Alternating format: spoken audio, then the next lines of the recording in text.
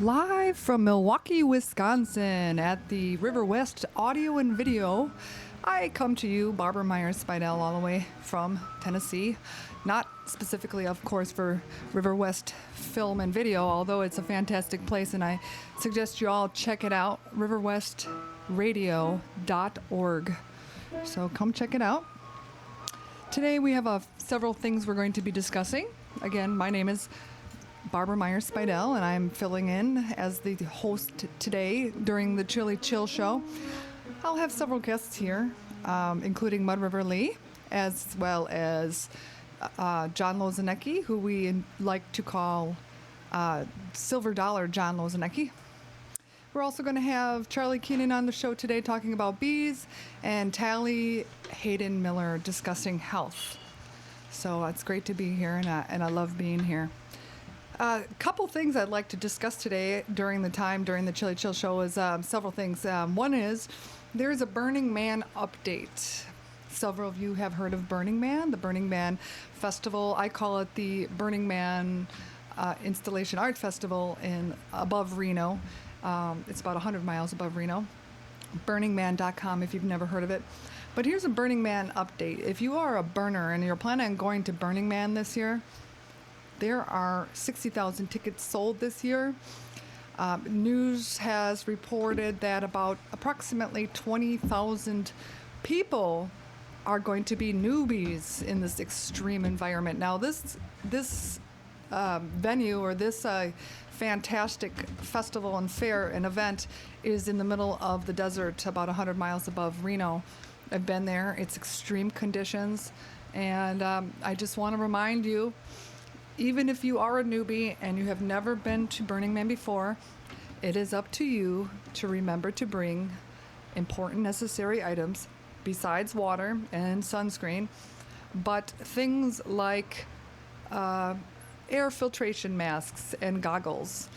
There has not been a whiteout at Burning Man for at least maybe 15 years or more, in which case it may be due.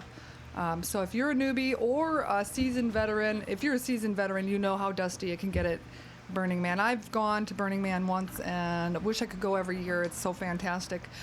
But I think I spent most of my time there with a mask on my face.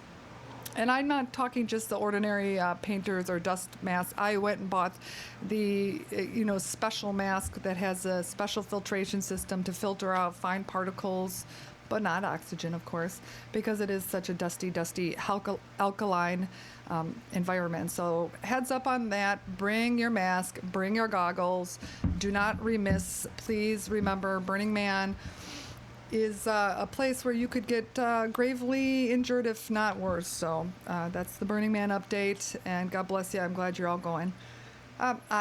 We're going to, like I said, John Lozenecki is going to be our featured fiddler today, and he just came in. So, John, why don't you step up to the mic and say hello to the guests in the audience?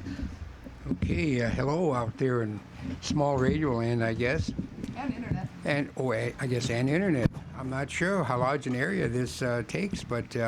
Well, it's about 10 blocks in River West. However, it is broadcast all over the United States via the Internet Information Highway. Today we're going to talk a little bit about some special people.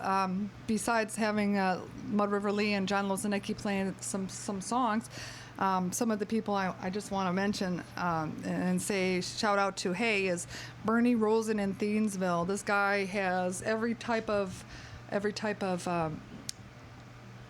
basically, what would you call it? Supplements. If you have any kind of illness that ails you, it's undiagnosed by your regular doctor, you can't quite put your finger out what's going on. He's the guy who's the little girls, twin girls, they were suffering from an extreme case of Crohn's. The children were practically near death, and Bernie Rosen is the guy who said, and I call him Dr. Bernie, he's the guy that said, hey, these kids have an intestinal parasite. Let's treat them and see if we can cure them, and he did. So he's able to really put his finger on some different things that are hard to get at. So shout out to Dr. Bernie Rosen in Thiensville, Wisconsin, as well as Dr. Robert Fox in River West, 800 East Locust. Now, I mention him because if you have a condition that you are thinking and you're finding or discovering that Western medicine is just not taking care of it, you've tried all sorts of problems, I suggest you try Dr. Robert Fox. Then, of course, I want to shout out to Dawn Balistreri. She's a woman who specializes in high colonics. And I guess she became intensely interested in diet and health and taking care of the colon through years of study and practice and research. And if you do ever have any type of illness undiagnosed and you're having a problem, go take a look at your diet. I became personally also intensely interested in diet and health when I got sick, and it was impossible to diagnose. So this sort of leads into our upcoming guest today. We're going to have Chlli Hayden Miller of Brookfield, who's going to discuss with us a variety of subjects like this. Couple things that I learned recently. I learned from my mother this weekend, something I never knew. Regardless of if you're living in Wisconsin, Michigan, Finland, or wherever you may be, there is no sheep's head playing at weddings. So if you're planning on getting married and you want to play sheep's head, remember, it is a boo-boo, a faux pas, if you do play sheep's head at weddings.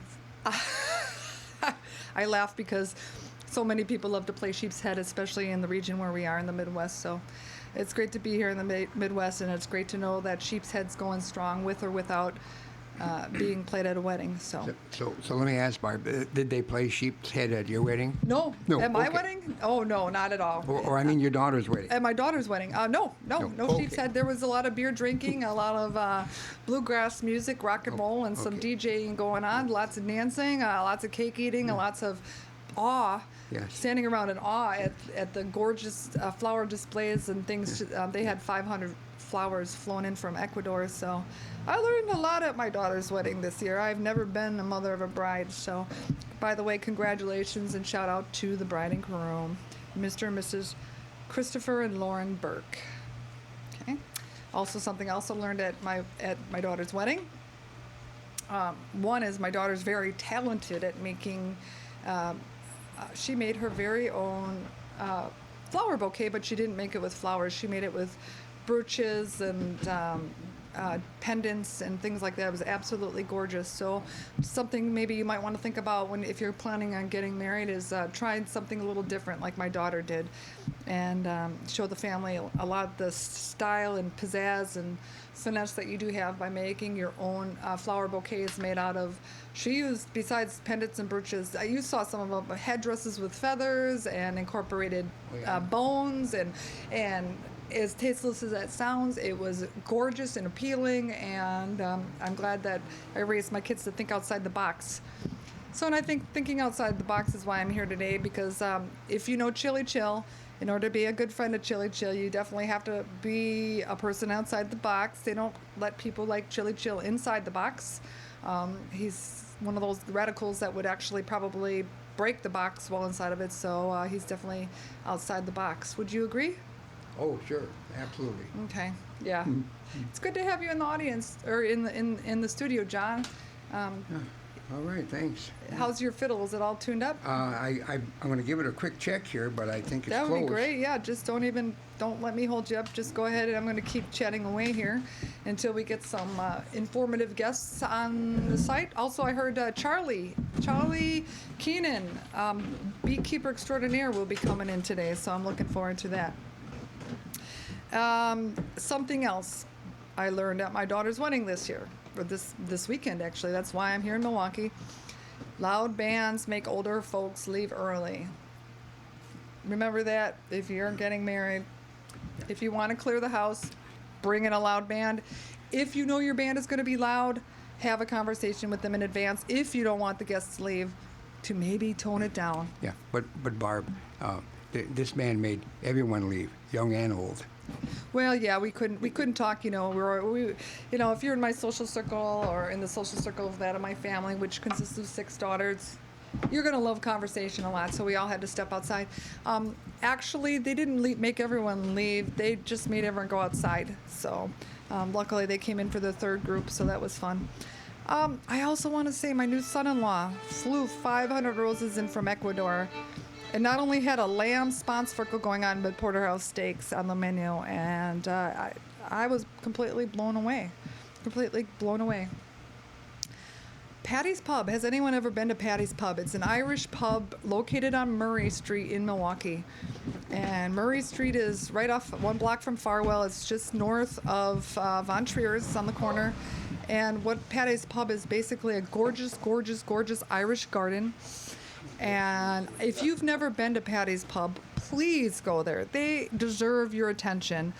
We threw a little mini party there this weekend, and kind of an impromptu thing, and we had Mr. Taco or Senor Taco right next door bring us a bunch of food, and we threw about 75 people just suddenly showed up, just in between the ceremony and the actual reception of my daughter's wedding. And Patty's Pub is the place to go.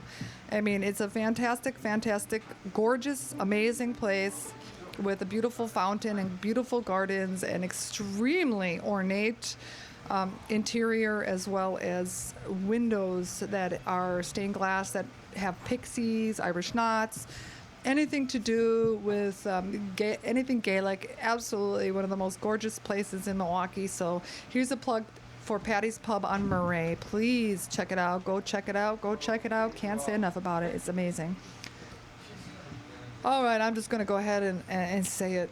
I'm just going to say it. I know some people probably don't want me to say it, are going to be surprised when I say it, maybe a little disappointed in me when I say it, but I'm just going to go ahead and say it. I'm going to tell you, the listening audience on the internet, outside of River West and to the world, that the Villas Terrace Decorative Arts Museum is overrated.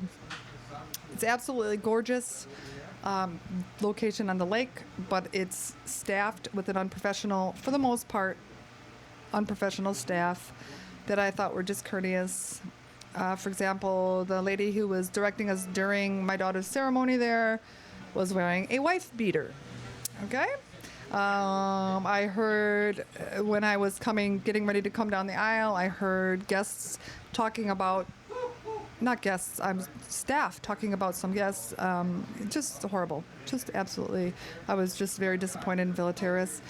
If you want a great wedding, go to the Packard Mansion in Michigan. It's 4 times the size of Villa Terrace. I mean, it's a trek. Yeah. But if you want to be married on Lake Michigan, it's worth it. The Packard Mansion in Michigan, it's 4 times the size of Villa Terrace. It has a courteous staff for a fraction of the cost. Literally 1/4 of the cost. If you want an over-the-top wedding at the most gorgeous, glorious mansion you could possibly find, $800 will get you a phenomenal, phenomenal location at the Packard Mansion in Michigan. So something I realized, and some of my sisters pointed out when we started really talking about and analyzing and looking at some of our experiences this last weekend while I was here in town in Milwaukee. You can possibly hear Mud River Lee and John Lozenecki tuning their instruments.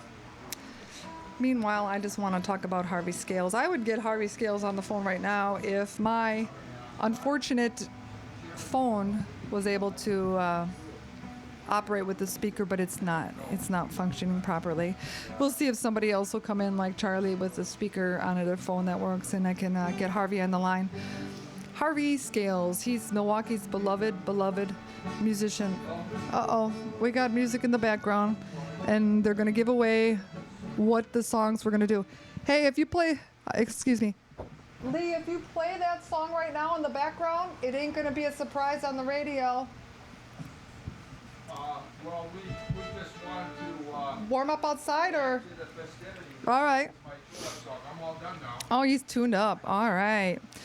I just want to talk a little bit about Harvey Scales. Everybody's heard of him. Most people have heard of him anyways. Harvey Scales and the Seven Sounds. He's a Wisconsin man who was born in Tennessee but now lives in Atlanta and wrote the first platinum hit, Disco Lady, for Johnny Taylor. We know and love Harvey particularly, A, because I'm in his band, besides being in Mud River Lee's band, but also because Can you get in here, John? during my research of the soul movement, it affirms, in my mind, the link between the soul movement in because I'm Oh, I'm interrupting these guys from talking. I'll just be quiet for a minute. Let them coordinate it. What's up? Hop in. Hello. Hi, everybody. If you guys want to talk right into the microphone, that would be the best thing. Can you scoot in? I got here first, John, so you gotta go that way. I don't know how you can, you want me to do a solo song first? How about that? I got a solo Oh, we've song. got a huge stage. It's about 10 by 10, and we Well, can't. We can't settle on how we're gonna. Why how not? We're gonna work here because we're gonna be poking each other in Oh, yeah. the face. Here, let's move So I around. guess I have to go in the corner here, which All is, right. I don't mind All right. it. It's just that it's hard. I'm so old, John. I can't hardly make Okay. any moves. You want to get my drink over here for me, since you know they always say the fiddler calls the tune, and here we have it once more. Okay, grab a chair. What you're gonna do? All right, let's be careful of the equipment, John. You're hooked up. You're hooked up. Yeah. There we go.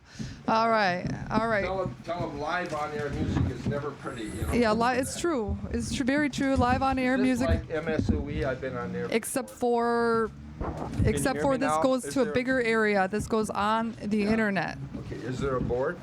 Yes, there's a board, and you are on the air live Have you got a here. volume? How's the volume? It's perfect. All right. Well, we're gonna do a song together because we Okay. just warmed that up, and then we're gonna let you. I didn't bring any of my instruments, just so you know. Oh well, geez, not even any percussion or nothing. Not a thing. Well, I can't play without you.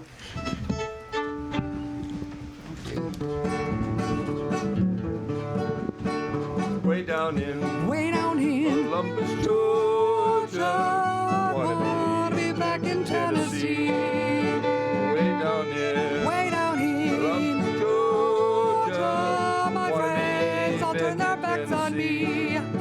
Oh, go and leave me if you want to.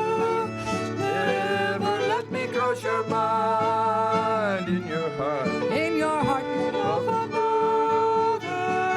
Leave me, little darling, I don't mind.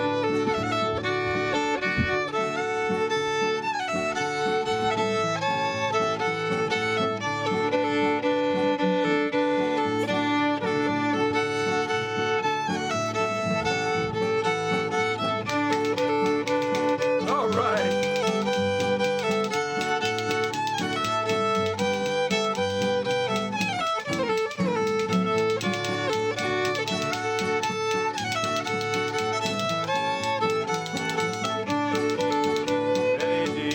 Many days You have wandered many nights. You I spent, thought I had thought I had. a forever, but now I find it's only last.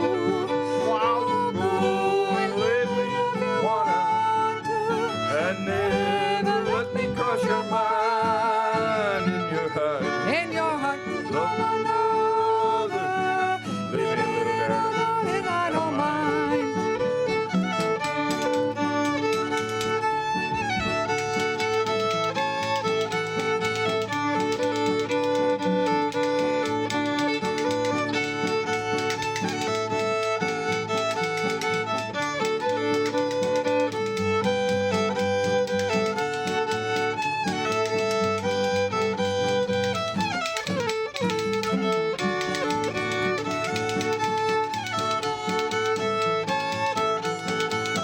Late last night, Late last I night, was sleeping, I dreamed I held you in my arms. When I awoke, when I awoke, I was mistaken. I was peeping through the bars.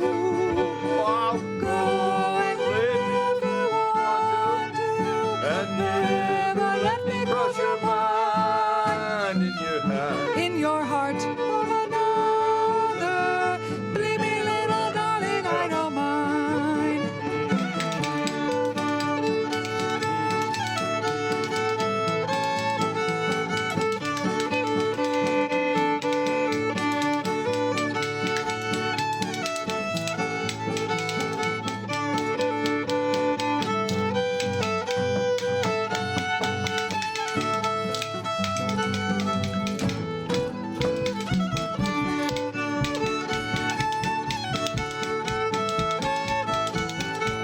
Late last night, Late last I was night, dreaming, I dreamt I'm back out on the farm.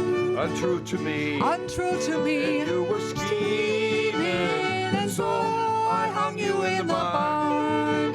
Walk good, leave me if you want to. Never let me cross your mind. In your heart, you put another. Believe me, little darling. Believe me, little darling. Believe me, little darling, I don't mind. Yay! A beautiful public domain song we have in the studio. That's a Carter family song. Little Jimmy Dickens had a hit with that in the 50s. Uh-huh. We're in the key of G, John. What about that Jolie, something about a Jolie Blonde? Jolie Blonde? Jolie Blonde, oh Yeah, yes. we're going to make John work hard because I'm feeling lazy Okay. today. I Boy, wish that's I had a my- snappy outfit. I wish this Thanks. was TV. You look so good. Oh, well, thank you. Actually, we do have a little video going on. So I'll- She's wearing Ooh. green, Oh, yeah. and We're on the camera. hat matches, Green, the green, bracelet green, green boots, matches. green hat, green dresses, Okay. green earrings, green necklace. Okay. Hey, I would also be. I'm sorry, I don't have my washboard, but I was also going to ask you as a personal favor if you would play, whenever you want. We'll do anything you The want. beautiful It's song just- you wrote. I know later, I'm your slave. after we do this one. Okay, I know about that. Go ahead, John. Okay, you want to try that? Sure. Yeah, just a little Cajun piece called Jolie Blonde, which means pretty blonde. Okay.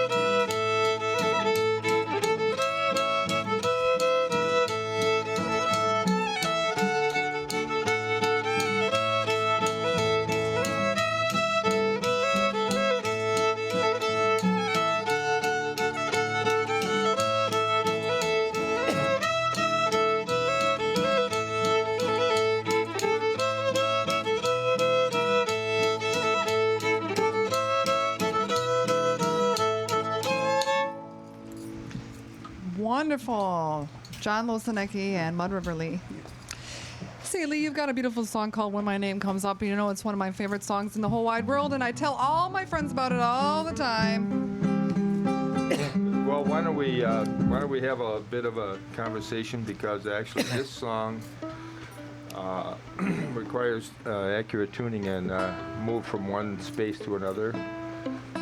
And I'm never going to buy a really good guitar again, because they just go out of tune all the time. That's a Martin you're playing, so we right? can't, yeah, this is a special one. And when I started out, I used to hate it when people would talk about their guitars, because it always struck me as snobbish. So I'm not going to talk about this thing either, but I did finally buy a good guitar because the people I was playing with forced me into it. I played with a Japanese Wilson guitar for 30 years. It cost $60, including the case. It's funny you should bring that up once I get on this monologue, because I was thinking on the way over here, John, you know what I was thinking about? The chords and the notes and the words. You know, they don't matter as much as the spirit. Am I right? Well, that's true. In some circles. Anyone Well, who's the graduated. circles I'm from. Well, you've got, you have the equivalent to a master's degree in English and at least a bachelor's in music. Don't tell anybody like that. I'm just But a you know dumb guy darn- that beats yeah, his feet right. on the Mississippi mud. I did have way too much training to be Hey, doing Lee, this. I heard you were born in the South. And exactly where South were you? You know, I'm living in I the was South. born in the sunny Southland, Where? Kenosha. Oh, Kenosha. Oh, boy. Boy, oh I fell boy. for that one. This is good, huh, John? This is a professional we're working with here. What else have you got to say about this song? Is this Well- the one that had 1,500 hits on the, like you told me, or was that just a fiction? I don't know if it was this song or if I think it was the Sailed on the Simmons songs, which I didn't bring my accordion, actually. Unless you guys, I actually might, I think I do have it in my car. Well, we'll carry a song. You can go to your car and we'll do it. But All we right. can't do this one without you. Right. We're in the key of C. I'm not sure you do a lot with this song, do you, John? Well, all my mistakes will stand out. All alone, no one to cover for me.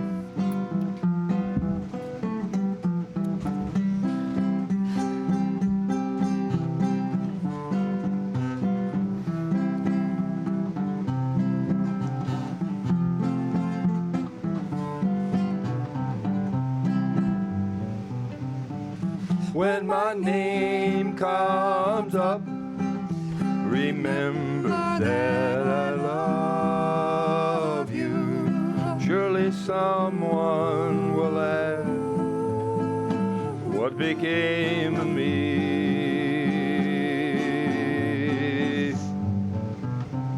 When my name comes up, remember that I love you. As hard as the steel that lies within me, bitter and old, I felt my heart grow cold.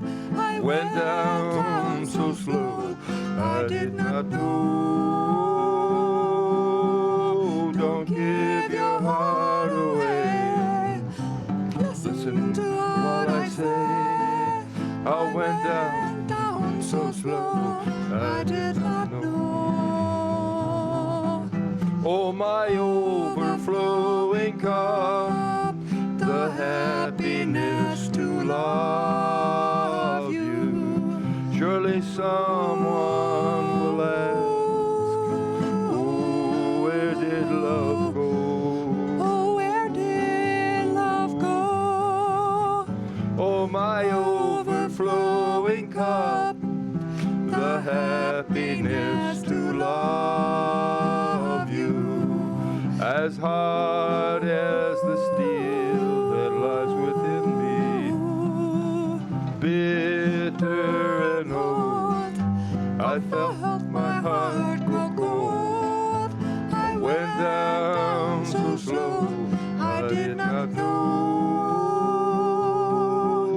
Don't give your heart away. Listen while I say, I went down so slow, I did not know.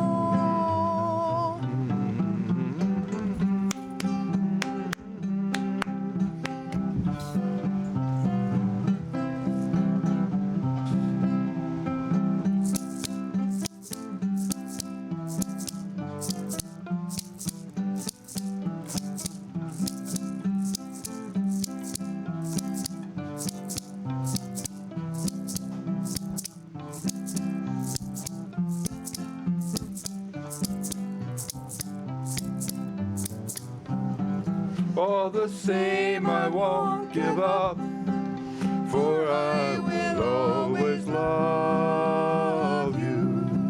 Surely someone will ask, how can he love so? How can he love so? All the same, I won't give up, for I will always love you. As hard as the steel that lies within me, bitter and old, I felt my heart grow cold. I went down so slow, I did not know. Don't give your heart away. Listen while I say, I went down so slow, I did not know. I did not know. Did not know.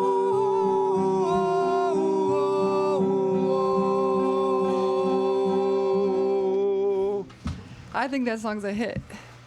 Lee just wrote such an amazing. You actually have. I mean, I think I've been with you about 6 years in your group, Mud River Lee and the Bluegrass Orchestra, which used to be Mud River Lee and the Bluegrass 3. And before that, Mud River Lee, because you've been around since, what, the 70s? But 6 years I've been with you, and you have at least 10, 12, or 20 songs that are just fantastic. I mean, how long did it get you take for you to learn how to write and craft a song? Now you know why I came here, John. You see, you can see why, right? I- John's got a solo on this one. It's in the same key. Ow. You're embarrassing me. This one's called Three Jolly Fishermen. I know you got a great heart, and I appreciate what you're saying, but you know, poor people, how much they can they take? But you had three jolly fishermen travel to the cabin. Three jolly fishermen traveled to the cabin, and they decided, whoa, they decided, yes, they decided they would go a paddling. The wily bass, avoid your cast and watch as you go by. If you see him, then he sees you, so don't even try. You must sneak up on him after the light is dim. He may bite just on a whim, and then you'll wonder why.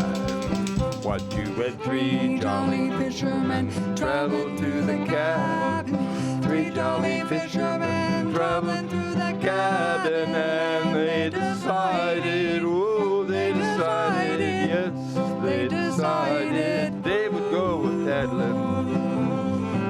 I'm Northern.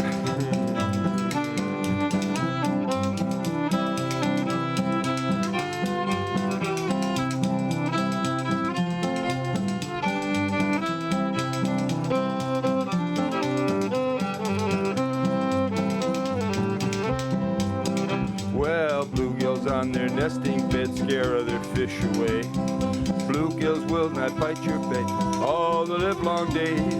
But when the sun goes down, you may wish to come around. Fry 'em up golden brown, everyone. Hooray, hooray! What you had three jolly fishermen travel to the cabin.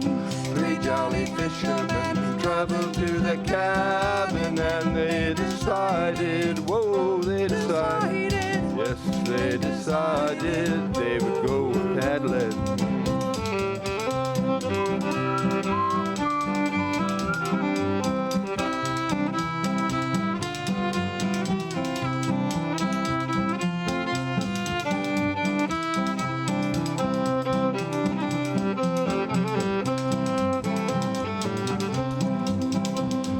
Here's the crooks and greasy hooks and fish on the plate. Shiners, sucker, minnow, leech, all other kinds of bait.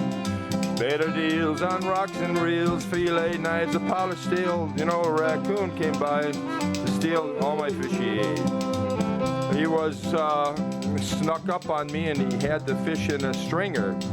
He took the whole stringer and all the fish. We found that stringer next year down by the lake. The coon was fastidious. He wanted to have his fish washed up nice and clean. So the end of the song is, I guess, that raccoon made a fool out of me. Is that a true story? Yes, it is. We never would have had that. Hey, Can't make that up. you got an interesting story about a raccoon, family of raccoons. You think you can actually remember all the words? I know it's complicated. I'm gonna no do slight on another you. song about an animal since you asked. Okay, How's that? Jack It's the Ripper, about- or- Yeah, I got two fishing songs. And Oh. this one, until I had that song for the governor and about the train, this Oh, song yeah. was the one I always hung my head Hey, on. I want to say, when I hear that song, Three Jolly Fishermen, when I was at my daughter's wedding this weekend, I kept thinking of their deceased grandfather, Grandpa Fred Meyer, and Robert Meyer, my son, and my nephew Rex Meyer Jr. I kept thinking those were the Three Jolly Fishermen. Oh, you knew Yeah. that. Yeah, of course. I think there's a Three Jolly Fishermen in every family near the Great Lakes. We went to C Sharp, John. You know this song. I learned this song from a guy along the banks of the Mississippi whistling. I'm supposed to make this sound like a frying. I'm frying A little something. tow-headed youngster who was catching catfish on a tow line, curiously enough. Nothing to it. It's hard to follow, John, when I'm doing a regular thing. Catfish, catfish, get you if I can.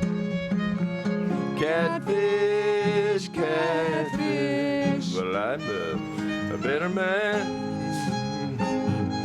Catfish, catfish down, swimming around so sly.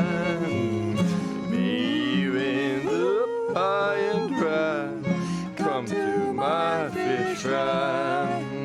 Oh, swim in the pen without your skin, sweet taters by your side. Swim better if you can in the skin of a man. I'll be satisfied. Catfish, catfish, too big for my meal. Catfish, catfish, I wish you was a whale. Catfish, catfish, too bad you have to die. Yeah, but I don't really give up. Woo! Better you than I.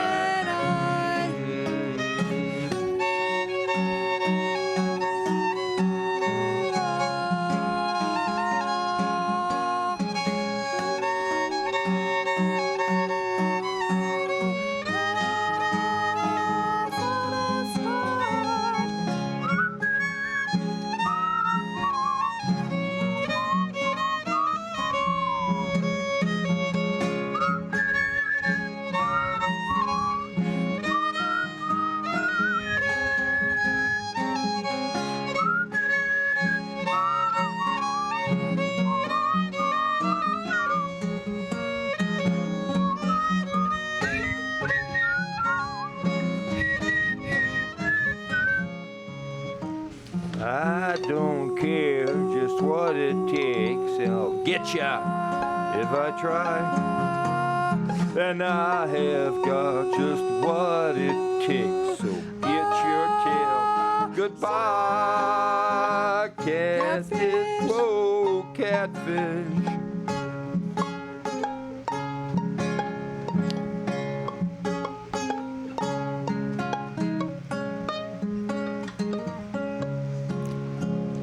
Yay! Thank you very much. You're so sweet. How you doing? Do you need the fan to blow on you better? Or? We are going to have to talk about Barbara. John, you know, Milwaukee really misses a lot now that Well. she pulled up stakes. That's right. That is true. You and I probably miss her the most. Yes. I believe it. Now, tell me what it's like when you go down to her pad in Nashville or outskirts of Nashville. What's going on down It's there? bedecked in gold and jewels. It's surrounded by gorgeous men half clothed, Yes. and there's a fountain of fruit. Yes, that's it. And of course, there's when all else fails, there's Nashville, within a stone's throw, about 40 miles, but very doable. Not even. Not even.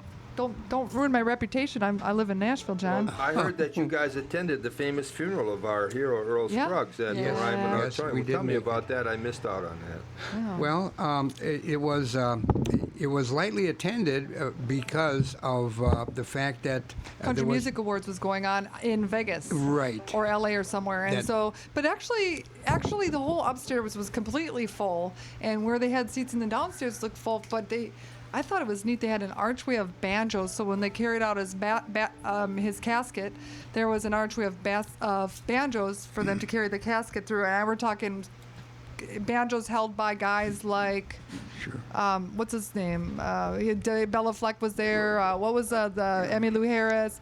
right, But someone like Ricky Skaggs. Right. I mean, all these guys were sitting below us. We could see, we could have, threw spitballs at them if we wanted to, which of course we didn't. And they all talked, a little bit and played appropriate tune related. The one thing that I remember though, they were trying to give a picture of the personality Yeah. of Earl Scruggs. And can I mention a couple things here, Well, Barb? You Yeah, got go time? ahead. I liked hearing the radio DJ talk in his Earl Scruggs voice. When he talked, apparently he talked like this because he would do an country Earl boy. Scruggs voice. I'll leave that part up to you, Bob, Okay. but I'll just tell the story. I want to hear it, John. Okay, so anyway, I guess they did some recording with this California band. I can't think of the name of Don't them. ask me to remember because I never will. It was the Eagles. No, it No, it wasn't. it was like one step down from the Eagles. It was I a can't remember. flying burrito No, brother. no. But nevertheless, they had to get together, the California boys and the Nashville boys, to do a recording session. They were trying to understand each other and being polite as polite as they could be. Anyway, so the California boys are doing the recording, the nitty gritty. No, Yeah, yes, that's it. Nitty Gritty Dirt Band. Dirt Yes. Band, right? Oh, there we go. So anyway. So they're recording, and now they want to put down the banjo track. Right. And so the sound tech, he's in a bundle to get Earl up to put the banjo track down. Oh, right. Yeah, I remember. So Earl is in the back room there, and he's got a cup of coffee and a Cinnabon, and he's leaning against the wall over there. And this guy barges in and says, "Where's that banjo player? We need a banjo player right now." And Earl says, "Well, I don't know, but I'll tell you you're looking for him." If I see him, yeah, I remember that. And they said he was just he was because he didn't like the pressure, and he didn't like maybe some of the antics that are prevalent with pressure and so forth. It was fun for me, especially. I mean, all of it was interesting and sad, but yet it was fun. I mean, we saw Colin O'Brien there, a Milwaukee favorite. He's more of a John Hartford type. I lost the thread. Who's the Milwaukee? It's right there. Who's the Milwaukee favorite now? Well, Colin O'Brien was at Earl Scruggs' funeral. Great. Yeah. He does a John Hartford thing. Yeah, He plays and dances at the same time. Talking to the mic. Just like John Hartford Yeah, did. yep. And then I like what he's doing. Yep, and then we also saw Lisa, who's a Wisconsin bass player, Holmgren. Lisa Horngren. Horngren. Right. She is in the Tennessee Three, which, if you're familiar with the Tennessee Three, that's Johnny Cash's band. So there's a chick bass player from Milwaukee that John was in a band with at one point. Yeah, we were called No Breaks way No back breaks. then. Hey, there's my daughter, the bride and groom, pulling right up right there. Look at that. Hey. Okay. I don't know, but it's kind of funny. even know we're There's here. the bride and there's the groom, and there's the groom's brother, and it's kind of funny. Yeah.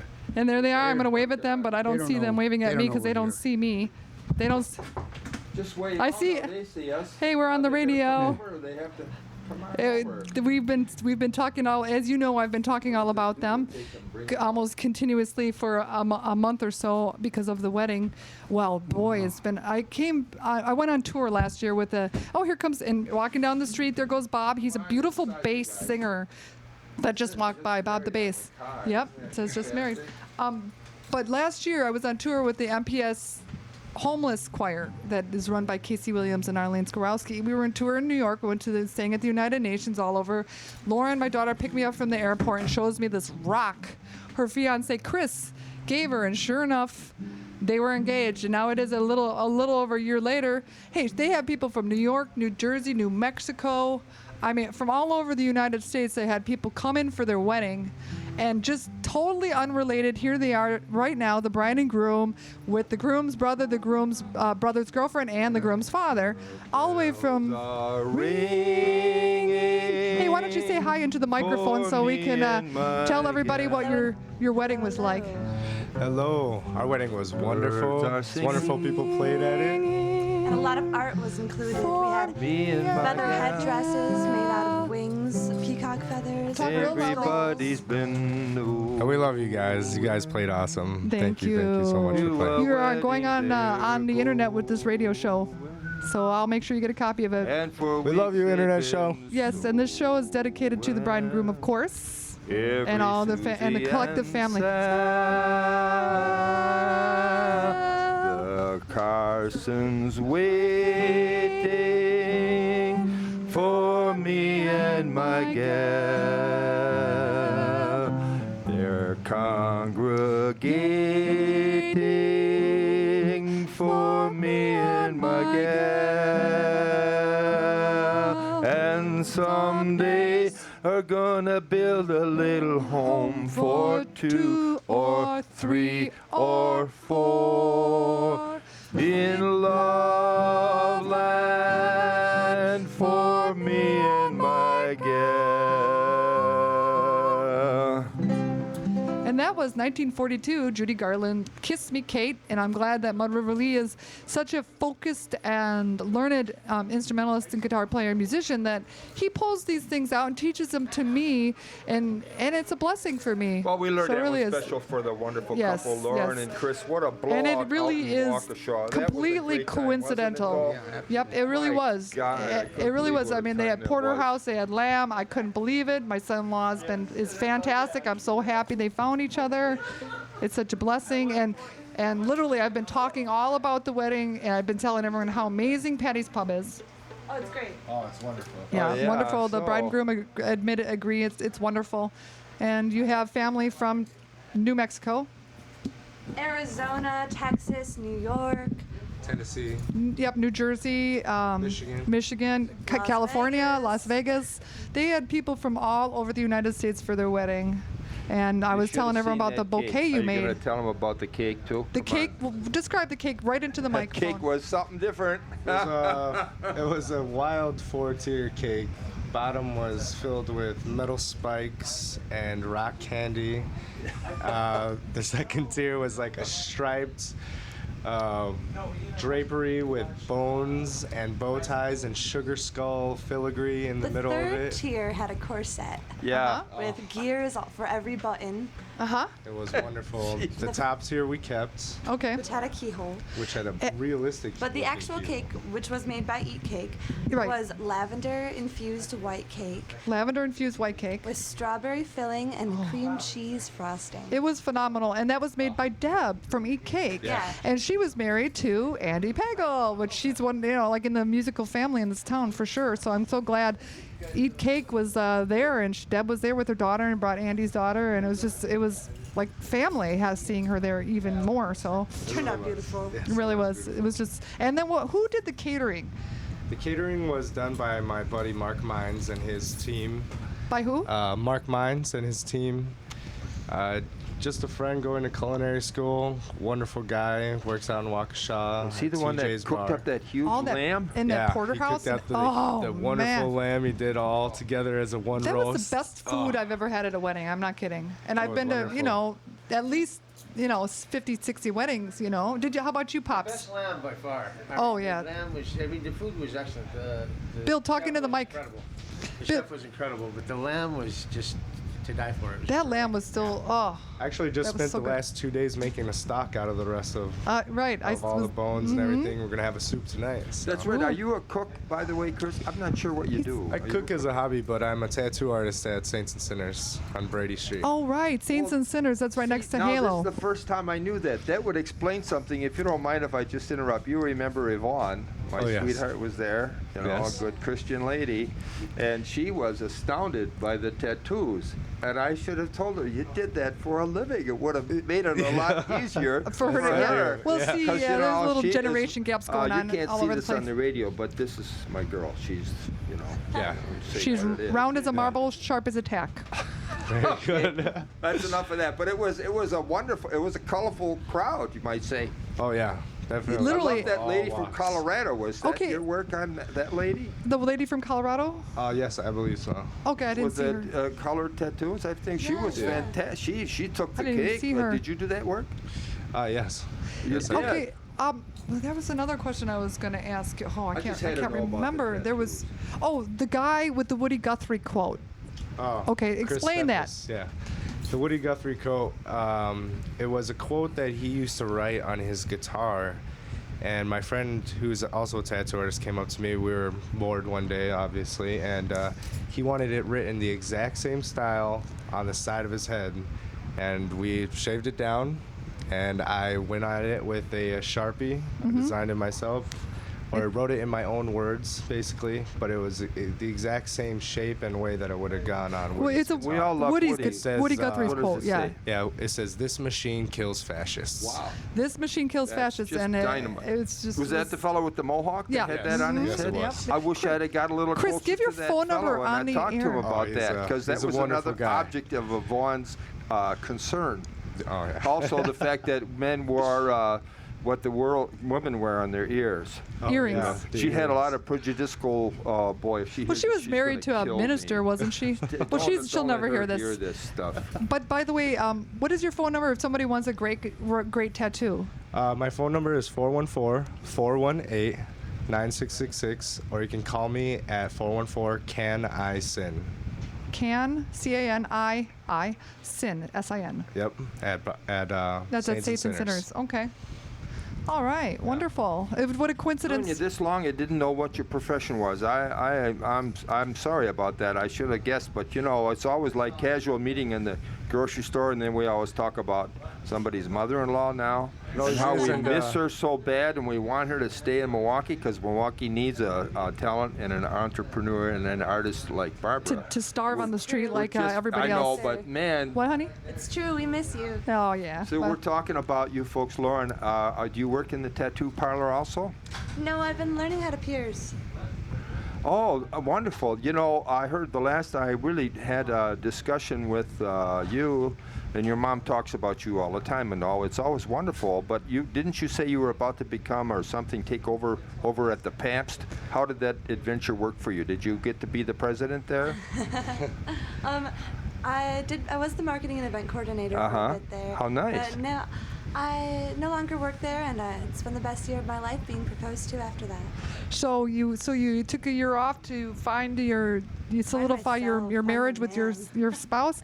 Speaking of the Pabst, I heard Rufus Wainwright is going to be playing at the Pabst Theater tonight, who Elton John calls the greatest songwriter on the planet. So if you folks haven't had a chance to go see Rufus Wainwright, you should go. He's August 7th. By the way, call here 414-333-3334 or text 414-333-3334 if you want Modest Yahoo tickets for tonight. At the rave, I've got about 10 tickets, so text me. That's probably the smartest thing to do. Text me at 414-333-3334 for your Modest Yahoo tickets, and we'd like to get you some, and we will definitely do that. And Lauren and Chris, you have 2. Do you need some more? Just 2 more. There you go. Wonderful. Thank you. Oh, we're gonna be there. Oh, Yeah. one more. With the Dad Dirty wants to go Heads? too. Yep. Wow. And the Dirty Heads. That's a great show. Yeah, with the Yep. Dirty Heads tonight at the rave. Yep. Montes Yahoo and the Dirty Heads at the Eagles Eagles Club. Yeah, August 8th at 7:30 show. So give me a call and we'll make sure you guys get tickets, or just make sure you text me.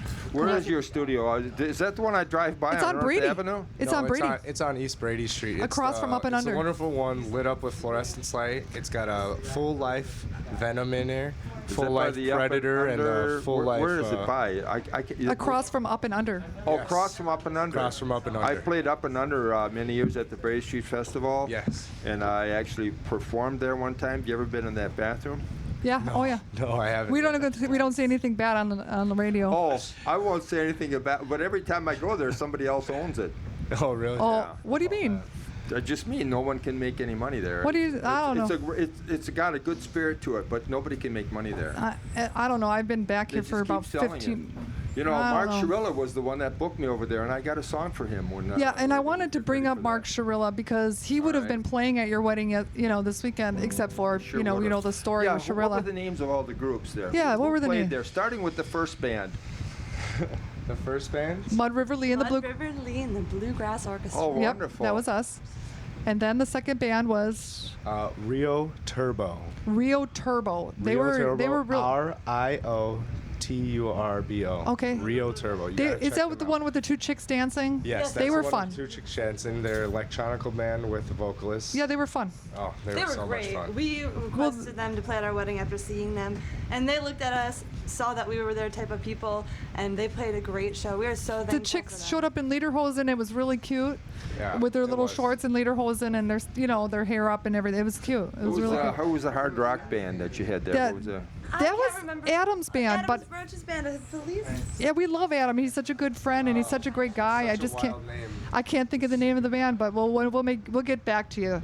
Definitely get back to you on that because. They were great, too. And the best man was. It comes to where we are right now. We're at the River West Audio and Video, and Matt. Matt Sarnecki is a filmmaker, and Yes. he gets his film from here. Yes, gets He his does. film from here. He has a studio going on 5th and National at the Board Ward. So he's got some paintings Oh, is he at the and Board some Ward? film going Yeah. right now. if you've never, and also I heard that Stephen Portrait actually has something Yeah, going he on. helped out at Yep, that. Stephen Borchert. Okay, yeah, and is partners pretty much with Matt Zarnicki. Okay. And they've put together that studio very and nicely. this Yeah. They location have where a we are, Facebook actually for that. It's called Ben Had with 2 A's and Had. Ben Had with Yeah. 2 A's in Had, but only 1 E in Ben. Nope. Okay, BenHaad. And what's interesting about this place, River West Audio and Video, is you can get any type of film that you have not, that is non-mainstream. I mean, this is one of the most interesting film and video. You can, to rent videos. This place is phenomenal. So riverwestradio.org, and then also you can. I'm sure it's on Facebook. All this stuff's on Facebook. Oh, yeah. River West Audio and Video. So. Yep, Matt almost always shoots exclusively in 8mm and 16mm. Yeah, 8mm and 16mm. Get it here. Probably only here. There's only. I can see these so- folks are getting restless, but I have to say this, Yep. Lauren, I never really seen you before all dressed up, and I didn't realize you're a lucky guy, Chris. And you know, you look just like your mom. You're a couple of beauties here today. I haven't ever seen thank you. all like that. Man, you're She cleans Thank up real you. good. fantastic bride we have here. She was stepped right out of the Glamour magazine, didn't she? I didn't know if she I was tried Marilyn to have Monroe. my wedding be a little bit pinned up. The bridesmaid dresses were from Betty Page's website. Really? Oh, yeah. Wow. And your hair was in victory From rolls. Betty Page, the famous photographer, model, right? model, yeah. Really? Yeah, from the Betty Page store. Wow. Oh. So it had that this glam feel to it. I thought a lot of effort and thought went into that wedding, and it was It nice really to did. see everybody participating. I was just It saying was how really a talented triumph. the bouquets Thank you. and the headdresses and how talented you both are for creating these. They were so gorgeous. And Thank you. Thank you. I put on my Facebook page, today is my daughter's wedding, and I had 72 likes and 25 comments, and then I put up the picture of the bouquet, and I'm sure there's endless comments there. And Yeah, the bouquet was interesting. It was a brooch bouquet with antlers coming out of it. antlers, yeah, it was gorgeous. Yeah, and we had a bunch of roses and centerpieces done by Travis Dudley. Travis based out of Dudley. Las Vegas. Yeah, he was He's amazing. an amazing designer. So Yeah. And one heck Well, of a that nice would be guy. a good name to fit the theme. His name was Studley. Dudley. Dudley. Oh, I'm sorry. Well, he was Dudley. Tell us a little about those roses. They were beautiful. Oh, they were the darkest red roses you have ever seen. Yeah. Shipped in from Ecuador. They're hypoallergenic, and they were wrapped around these wood pieces that had been washed in from Lake Michigan. We found on the beach and colored silver. They were wonderful. Yeah, it was very pretty. In fact, one of the wood pieces I found was 2 trees that had been bound together by their roots. Is that what that was Yeah. in the outside? It was. And absolutely everybody gorgeous. painted on it. I mean, it was a fully interactive wedding, really, in a lot of ways. Yeah.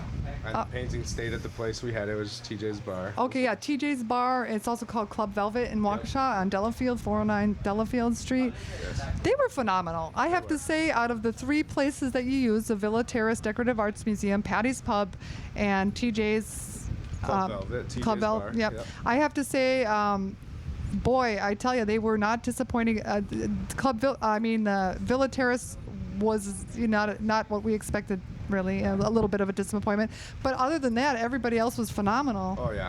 Yeah. Wonderful people to work with. Yeah. Well, good. it rained, and they say rain is good on your wedding day. Yep. So Yep. it's all right. At least the Villa Terrace, they moved the chairs in. Yeah. That was a good. And then it was thundering during the vows. That was neat, and the babies were crying too. That was kind of fun. So I didn't hear 'em. you didn't hear them. I did not hear him either. I didn't think you guys heard them because you were the only one that wasn't, kind of looking around, because But it's good to have babies at the wedding. There was at least 4 babies there, Oh yeah. so they all took a turn. Yeah, speaking of 4 babies, all right, now we're all waiting here now, All right. We want to hear you guys play some more music. Oh, All right, well, sounds we're good. waiting for that. Hey, let's. We're waiting for to make your grandma. That's what Yeah, I want to be. more Keep That's what I was trying to say. waiting. Play some more wonderful music, and we'll. Maybe we gotta I'll- do a tribute to Mark. I wish we could play in the mood, but well, you guys yeah, do- let's do you a guys do tribute to Mark. Mark Shirilla. Mark was best friend to many.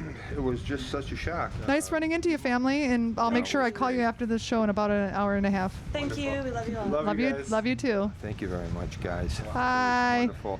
Can you give me a time check, by the way? It is I- 4:28. Oh, wow. Well, I can do about 3 more songs and I Okay. got to run. But we're talking about Mark Shirella. You should tell people what happened to Mark in case they haven't heard. Mark Well, Shirella. everybody's heard. It's been in all over every newspaper from Rolling Stone to, the Onion. I thought they paid him some decent tribute. He earned did. every Actually, print to word of print. I'm really a little disappointed. There's an author that has got a couple of books out named Gary Lane, and I'm going to get more details and information on him. But he's got several books on music in Wisconsin, and I want to say he lives in Los Angeles, whatever. He called me today. I didn't get to call him back, but I know if you're interested in the history and the culture of Milwaukee music, there is a guy, Gary, and his number is, I'm just going to give it to you. If you want some books, look for this guy on the internet. All right, Gary Lane. Let me just 562-927-7536. That's 562-927-7536. He's got at least 2 or 4, I forget which it is, books on the history of music in Wisconsin. And as you know, what has come out of Wisconsin besides Liberace, Steve Miller, Les Paul, need I say more?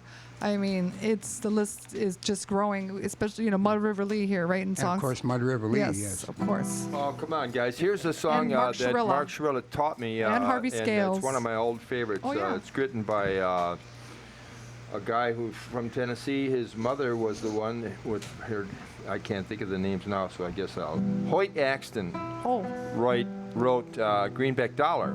I guess it goes with your theme there. all right.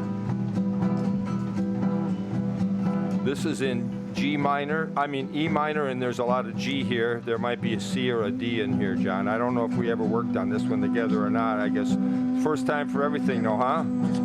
Some people say I'm a no-count. Others say I'm no good. But I'm just a rambling, gambling boy, doing what I think I should. Doing what I think I should.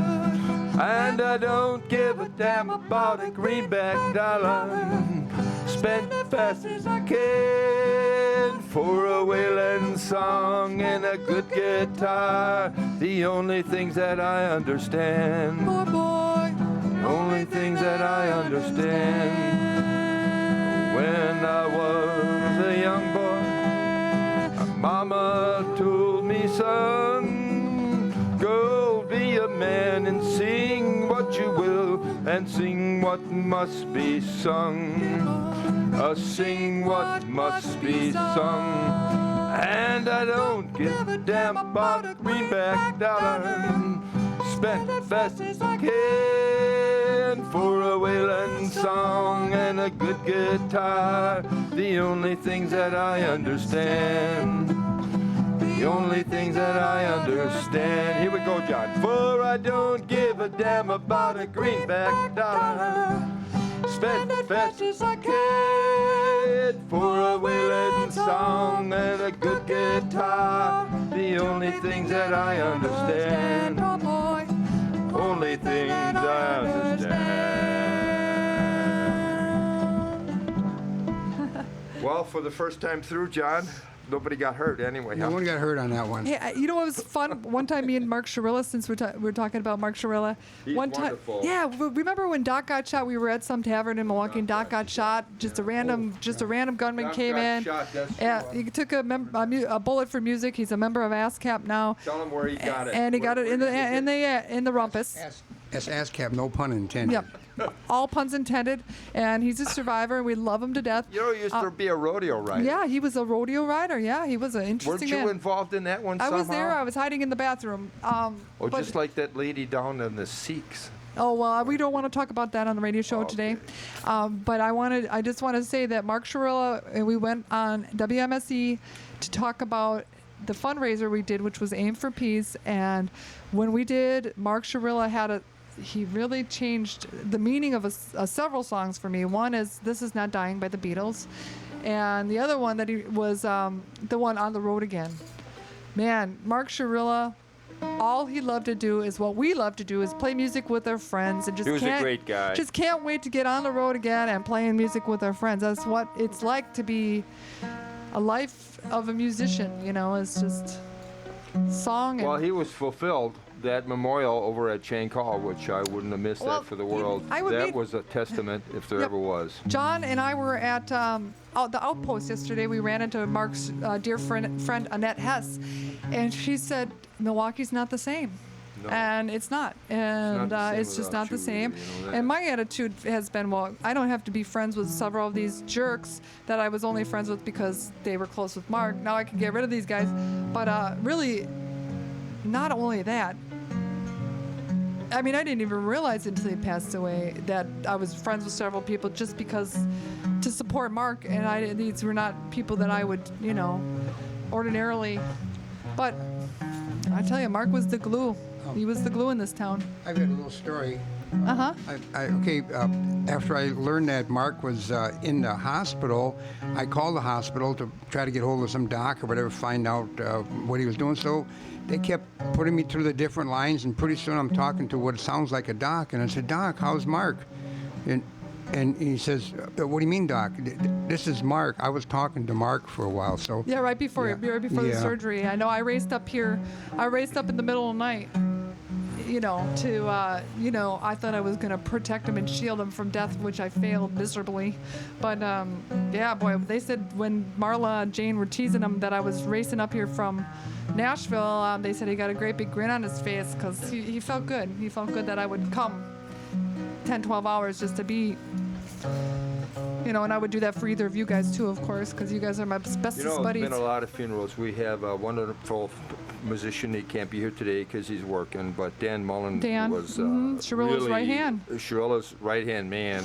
We love Danny. We love Danny. He's a wonderful guy, Miles. and he lost his father a while ago. Yeah, on Mark's birthday. Yeah, so Sharilla's there's birthday. just the time passes and the old is giving way to the new, and it's, Actually, no, the it's just funeral was on horrible Mark's to think birthday, yeah. about these wonderful people in full bloom and blossom. Now we're hoping Dan Mullen can carry on with Mark Shrilla's greatest hits, along with Danny J. And Marla and and Bob Joran. They're all and wonderful musicians. I have Terry heard them. Gargula or Andy Pego, whoever the drummer And is of another the reason day. we miss Barbara, I don't get to getting into the free shows. I don't get in the shows free anymore. Yeah, you well, know. me neither. I don't get in the free shows anymore Arlo either now that my Guthrie's daughter. playing at the South where we were, where Oh, we saw yeah. his group, the Johnny Cash Oh, thing. okay. What is that? South South Milwaukee, Milwaukee Civic Center or something, yeah. something center. Anyways, because I have a previous commitment, I'm going to play another song that helped put me on the map. You won't have to necessarily believe this, but I have witnesses. We were you there at all those gigs, John, when we were at the Hyatt and Oh, at yeah. the Hilton? Did you make those gigs? Yes, I did. And we were You playing did. for Did you meet the our mayor and beloved all like mayor, that? Tom I Barrett. surely did. Well, I was the guy that got to play for the mayor, but don't hate me. He's a Democrat, and anyway, I used to be a Green. Anyway, here's the song that got me going with the mayor, and then the other political song I'm not going to do, but this one might have legs. Oh.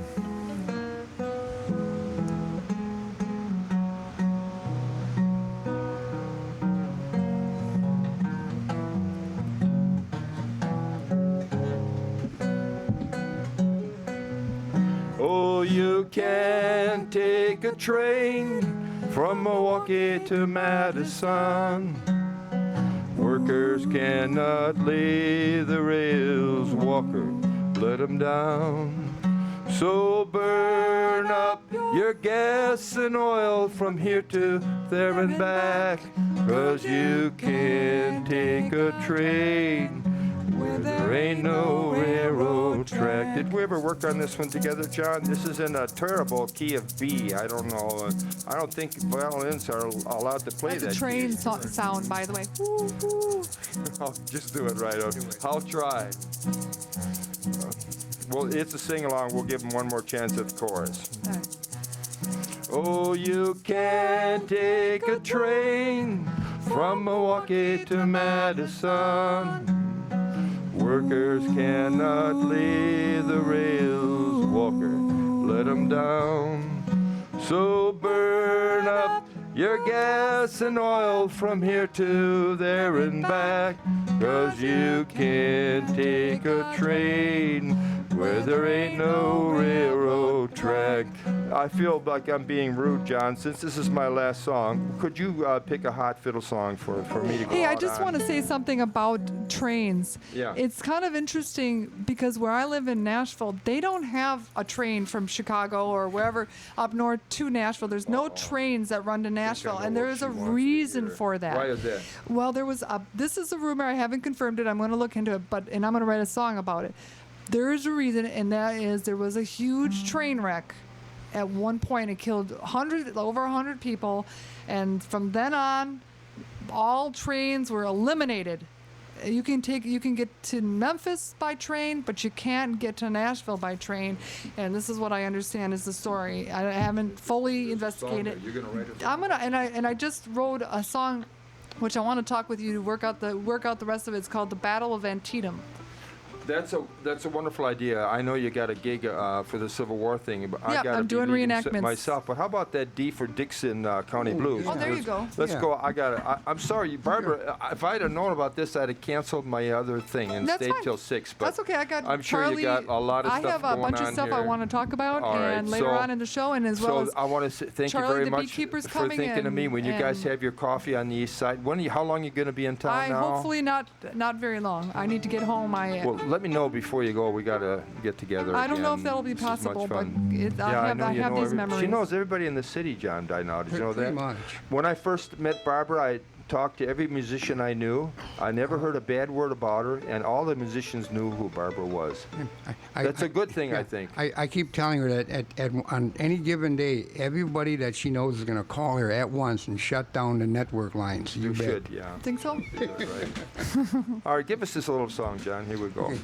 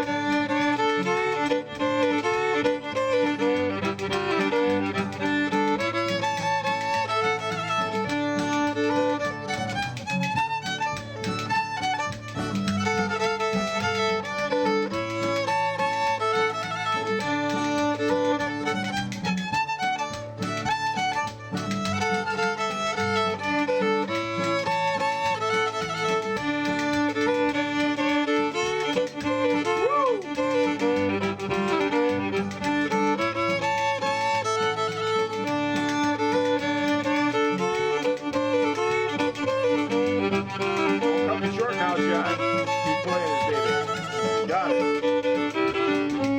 Oh, he did it anyway. Thank you, guys. I'm gonna have to run. Thank you That for was wonderful, coming, John.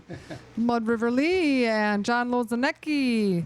Mud River Lee is also known as Andrew Lee Motter. I'm playing at Circle A, by the way, on the 26th of this month. That's a Sunday night. August 26th Yeah, at Circle A. Yeah, it's a solo thing, but I'm hoping to get some people involved, like John, that's in your neighborhood. Yep, and then and you're full well and familiar with John Lozanecki, and we call him Silver Dollar John Lozanecki. I don't know And if John's got to go, but I do. You and John Thank have you, got a Lee. lot to talk about. I still think there's more stories that You know, guys got to tell. It's funny. I got some interesting stories. It's, I talk about Milwaukee a lot. Obviously, being from here, and the atmosphere of beer challenged. We're beer challenged because we're so drunk. From drinking so much beer, now we're challenged and impaired. But here's a funny story that the Journal Sentinel reported, and I thought was kind of an interesting. A Tennessee man is arrested after 911 call seeking a lift. Basically, what happened in Columbia, Tennessee, according to the Journal Sentinel newspaper in Milwaukee, Wisconsin, the guy was out of beer, and he called 911. And he's a 67-year-old man. And he called the emergency dispatchers at least 9 times Saturday. Most of the calls were hang-ups. But a dispatcher said at least once, the caller asked if someone could send him a ride so he could buy a beer. So the police officer said he told the man that if he cooperated, he would just receive a citation. But the authorities said the man denied making the calls and claimed he didn't have a telephone. And the guy was basically arrested and charged with making 911 calls in a non-emergency situation, and he was released on bond. But I tell you, can you blame the guy? He was thirsty. I mean, I could see this happening in Wisconsin, but Tennessee, where maybe we're not so far apart after all. What can you do? It's a nation that's remains unified by one thing. Its true love in America is not baseball, it's beer.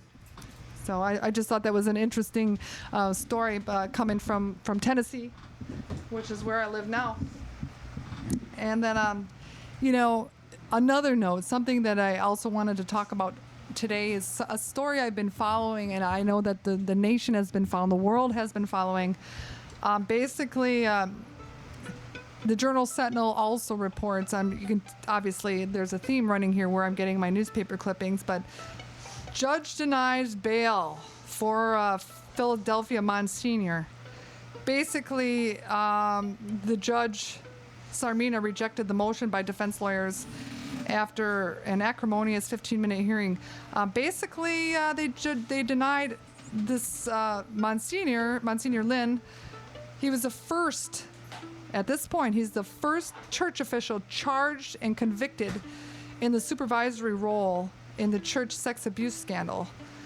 He was a secretary for clergy from 92 to 2004, which he was responsible for investigating allegations about priests. He never did his job.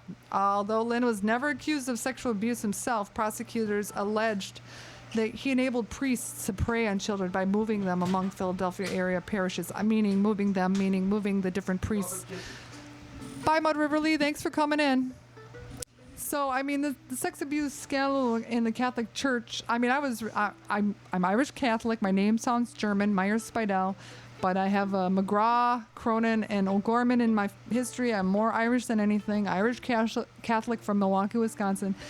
And the Catholic abuse scandal has rocked my planet as far as negatively, and I'm just sick and to death of all the disgusting scandals that's associated with the clergy in the Catholic Church, and I know many people feel the same way, to where they've denounced the religion and so forth, turned their back. It's just, there's so much of it, and it's just so heartbreaking and sickening that what can you do? But, go to Episcopalian or go to Methodist or go to Lutheran or go to a different church. Just, I'm not saying leave your church. I'm just saying a lot of people still want to go to church. Like for me, I love to sing in choir. And from, where I live, the best organ in town is at the Episcopalian church. So that's why I'm there. I didn't necessarily leave the Catholic Church on purpose. But I tell you what, it doesn't make me want to go to Catholic church. That's for sure. I definitely... was working for a Catholic composer. Hey, John, I told you, I moved down to Nashville to work with a Catholic composer, very famous Catholic composer that did an English setting mass for the Pope at the Vatican, and he worked for Mother Teresa and this and that. A real, famous composer.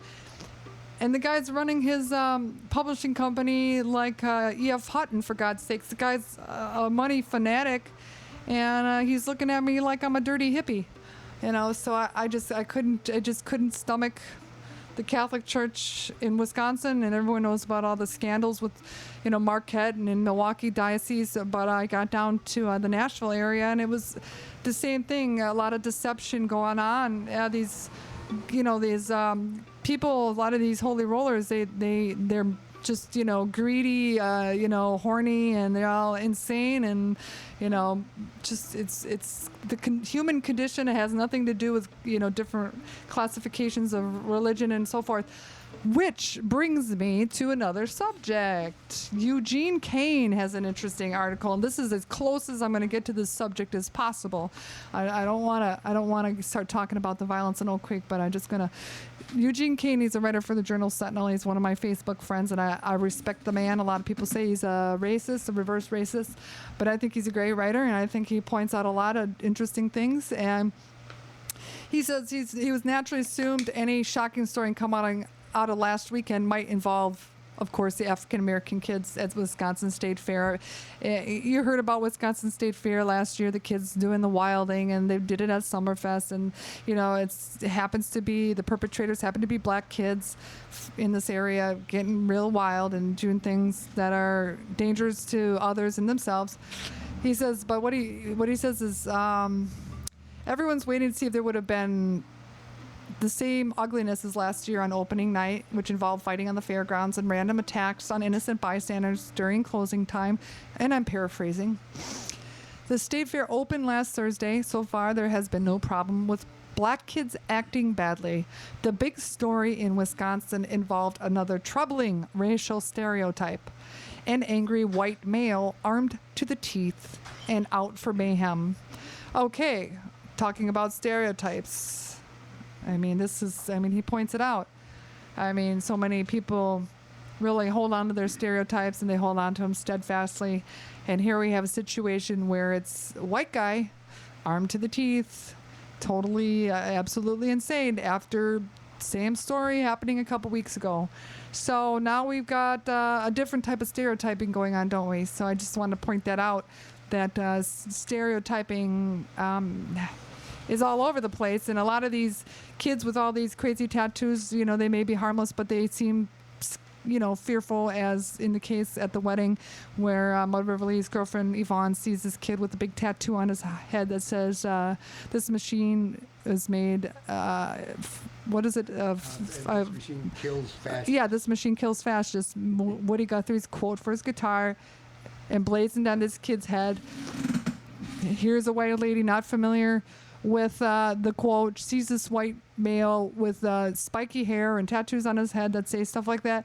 She's going to think stereotypically, oh my God, this guy is armed. He's going to blow us away. Not the case. The guy's the nicest guy in the whole world, of course. So now, are we going to see this type of stereotyping going on? You see these white kids roaming around. You're going to think, are they armed? It's just plain stupidity. The world over, stupidity knows no color. That's for sure. Just something of interest. The gunman, in that In Oak Creek. in Oak Creek, right? My sister and I about a week ago were at the outpost, and we saw that guy. And what drew our Doesn't he look familiar? I thought he looked.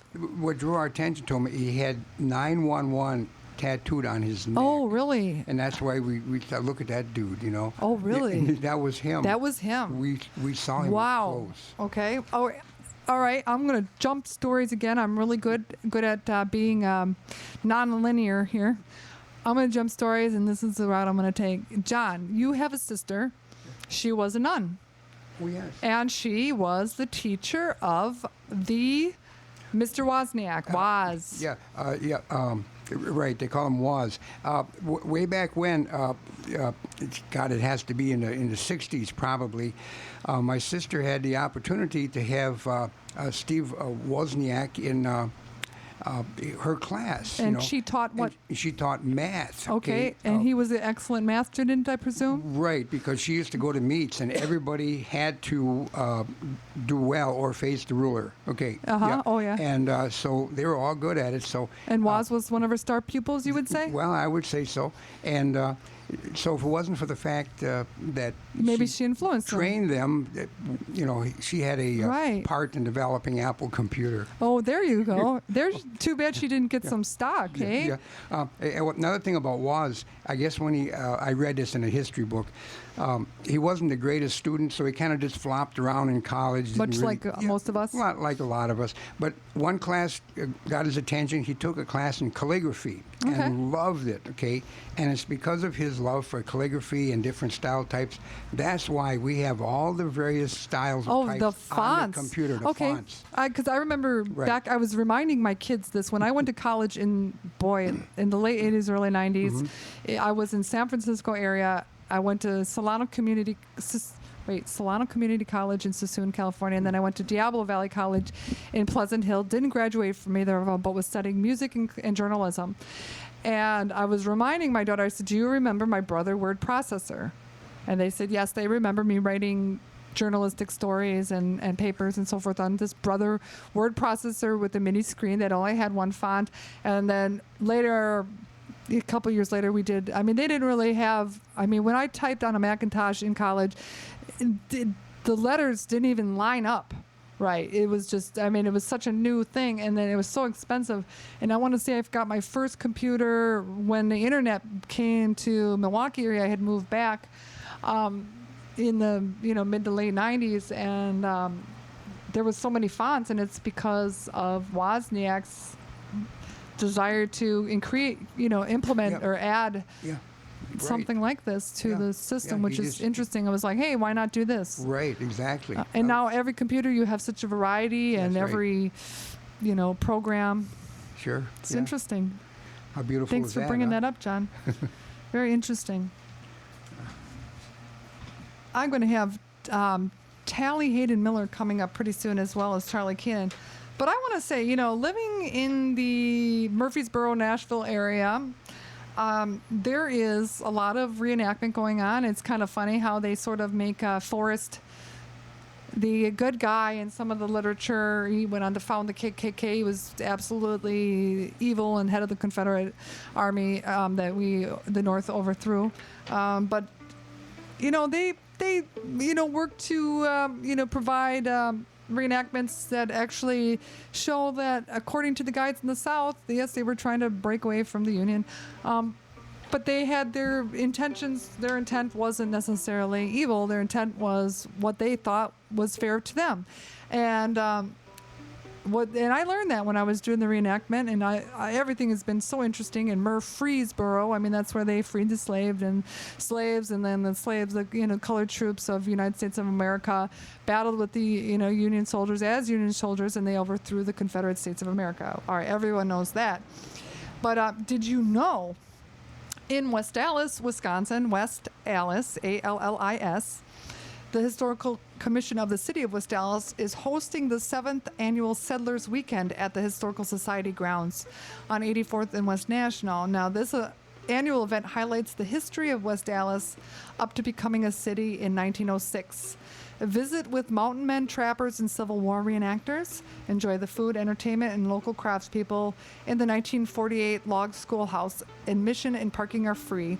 For further information, call 414-545-7679. That's 414-545-7679. Be a part of the reenactment. Be a part of the Settlers Weekend. Be a part of history. It's fascinating. The only time that I had done anything historical was doing the Bayview Rolling Mills Massacre with Milwaukee Public Theater and Mask and Puppet Theater. And in Bayview, at the Rolling Mills plant site where they massacred the governor in Wisconsin at the time, the union and factory folks fought for the 40-hour work week, and people were killed, etc. Got to do that. Now I'm doing the reenactment in Murfreesboro. And if you get a chance, go to the West Allis Settlers site on 84th and be a part of history. Learn about it. It's interesting. It's fulfilling. Think of what it would be like if you moved someplace you'd never been before. What would you do? Would you go to a church or a store or someplace, or do something that you recognize, or would you do some different things, or mix it up a little bit of both? There's opportunities out there for you to reinvent yourself in your own backyard. So because you've been getting up every morning and going to the local YMCA and then the tavern every day of your life, it's never too late to try something different. So, get out there and try something different, and go volunteer somewhere, and you might learn something and change your life. So do you... And also do gardening. Gardening, yeah. Yep, that's always a good time. I wish I have a garden, and my friend Doobie Lundquist is watering it today, hopefully. So shout out to Doobie Lundquist. Interesting. Can you imagine being the daughter or the son of somebody who half the world, or at least a portion of the world, wants to murder? I mean, can you imagine that? Hard to imagine. It's hard to imagine what anybody's feeling when somebody wants to murder somebody in their family. The Lennon family, for example, the Kennedys, all the people we know or don't know, and if any family member is targeted. But I wanted to say, I know it's a spoof magazine. Everybody loves The Onion newspaper, and they get a big hoot and holler out of it. And it found its voice in Milwaukee, Wisconsin first. By the way, a lot of people don't know it's a Milwaukee newspaper that hit the big time. But there is an article in the volume 48, issue 31, page 15, in the opinion section. It says it's written by Sasha Obama, and I don't think it really is. but I think it's a joke, because the whole magazine is a big spoof. But it is it's titled, Holy Shit, I Just Realized People Want to Kill My Dad. It is, to me, just a little piece of literature that I thought was just kind of an interesting viewpoint, supposedly she writes, I've always known my father was an important man. He is, after all, the President of the United States. But the other day, as I was running around on the playground, a thought suddenly occurred to me. A horrible realization that stopped me dead in my tracks. There are people out there who want to kill my dad. My dad. The man who was raising me, who asks me how school is every day, who takes me to soccer games and reads me stories when I can't fall asleep at night. People want to murder him. They want to murder my father. When we first moved into the White House, I was only 7 years old, too young to know that people wanted my dad dead. And I tell you what, I was a lot happier then. Now that I'm a little older, though, it's all becoming pretty clear. There aren't just 4 or 5 people who want my dad dead. Tons of people want to murder him. Tons. People in this country, people in other countries. The bottom line, and this is the cold, hard reality that I now fully understand, is that every second of every day people are thinking of ways to kill the person I love and admire more than anyone in the world. And it's, to me, that whole thing is just surprising and shocking because, I think Obama's a decent president, and he's a nice guy and so forth. And I go for my gut reaction when it comes to politics. If they make me want to puke, I don't vote for them. I usually do whatever I can to keep them out of office. And it's very primal, and I'm a very primal person, I guess. But my buddy Amy Rissy says her mom told her if her gut gets in the way, let it. So that's how it is for me. So, but I just, pick up your copy of The Onion today. I know it's a funny newspaper, but there's a lot of, I remember, just funny stories about Jesus and this and that. It's just like crazy stories, but they're all meant to kind of make you laugh a little bit and see the irony in life. So, hey, John, what do you say about running next door and getting you and me a nice tea? I would do that. I would love that because I can't Okay, sure. keep talking my mouth off without anything to I will be back drink. shortly. Thank you, John. You want me to hold your fiddle for you? Oh, no, I'll put it away. Okay. All right. Back to Harvey Scales and the soul movement. Doing research, I discovered the Solidarity Fist in relation to the Northern Soul movement. In the Northern UK, there is what is called the Northern Soul movement. As a group of people that are very, very much interested in the soul movement, but they call themselves the Northern Soul movement. So I started thinking about this. Most of the soul music that I've been exposed to has been Northern soul music because I live in Northern United States. Northern soul music is indigenous to the Northern United States. It's not indigenous to the Northern UK, although many believe it is called the Northern Soul Music Movement due to it taking place in the Northern UK. I think it means something else. I think it has to do with the Northern soul of the United States. Obviously, soul music comes from the United States. But while digging around, doing research, I came across this Northern Soul Music Fist. It's a solidarity fist.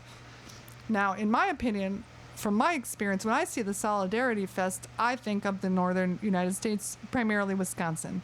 So I am going to just put it out there and just make this leap of logic and just tell to the world, tell the listeners out there, that the Northern Soul Music Movement is a direct effect of Harvey Scales and the Seven Sounds.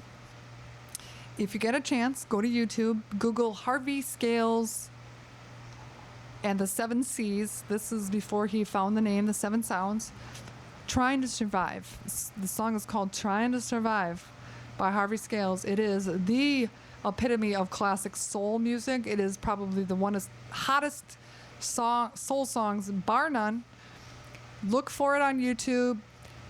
Text me, find me on Facebook. My name is Barbara Meyer, Meyer Spidell, S as in Sam, P as in Peter, I, D as in David, ELL.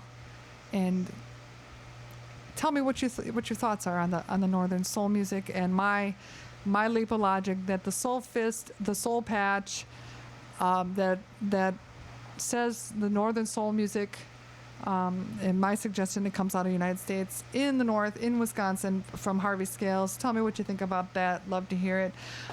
We also want to talk about Harvey's link to Animal House, Wisconsin's connection to Animal House. A lot of people know that the scene where the Blues Brothers in the Animal House, they drive off the bridge. That's shot in Wisconsin. Everyone knows that John Belushi went to UW-Madison.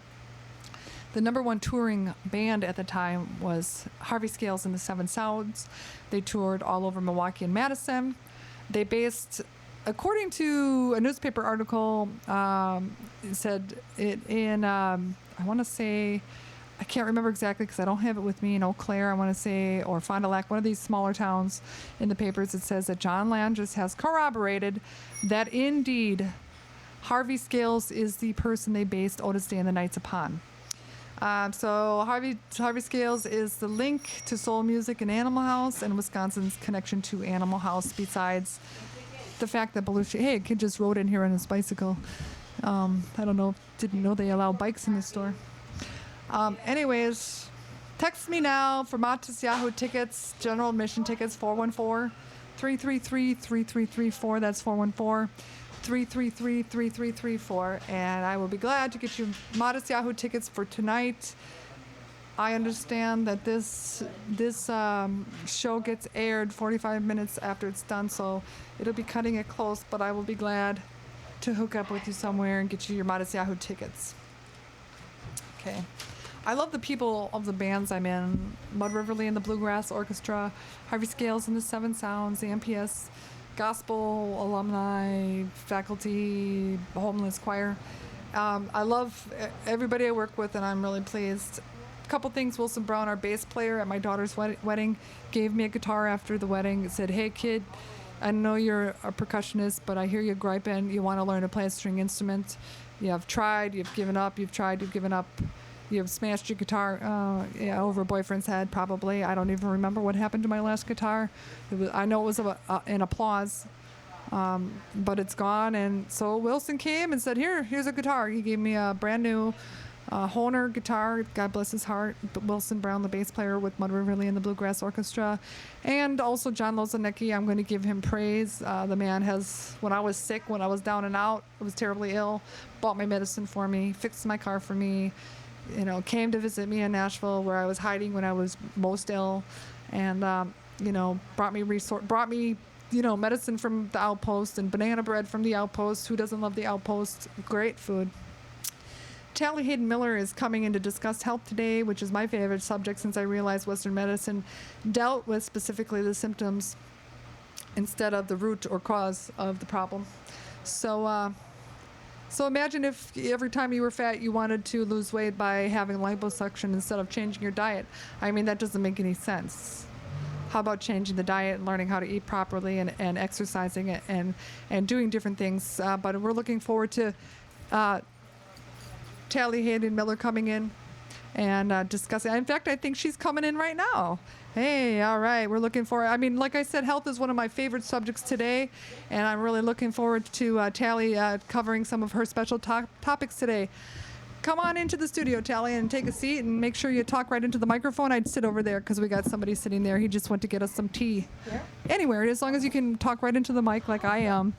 Great to see you, Tally. Thank you. Oh my gosh, if you could see her outfit, Barbara's outfit, it's darling. The boys already said, see the camera's in front of the little computer here, and I'm too lazy to actually, the other one isn't working right. So I got orange or green boots, green dress, green hat, green everything, green bracelet, even green earrings, and of course a beautiful green jade necklace, which is I tell everybody I got it from Mark Shirilla.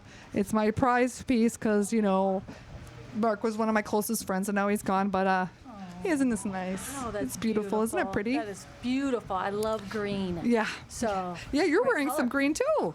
Exactly. And you've gone green, and you're like a naturopathic expert, so to speak, and you care deeply about health. I am so passionate. And I call myself the connector of well-being resources. Oh, wonderful. Yeah, because it's much more than health. It's that body, mind, and spirit connection as well. So a personal story that obviously brought me to that passion. But I'm grateful, for it. Right. And, it's, as we look around. Tell us your story. Yeah, as we look around,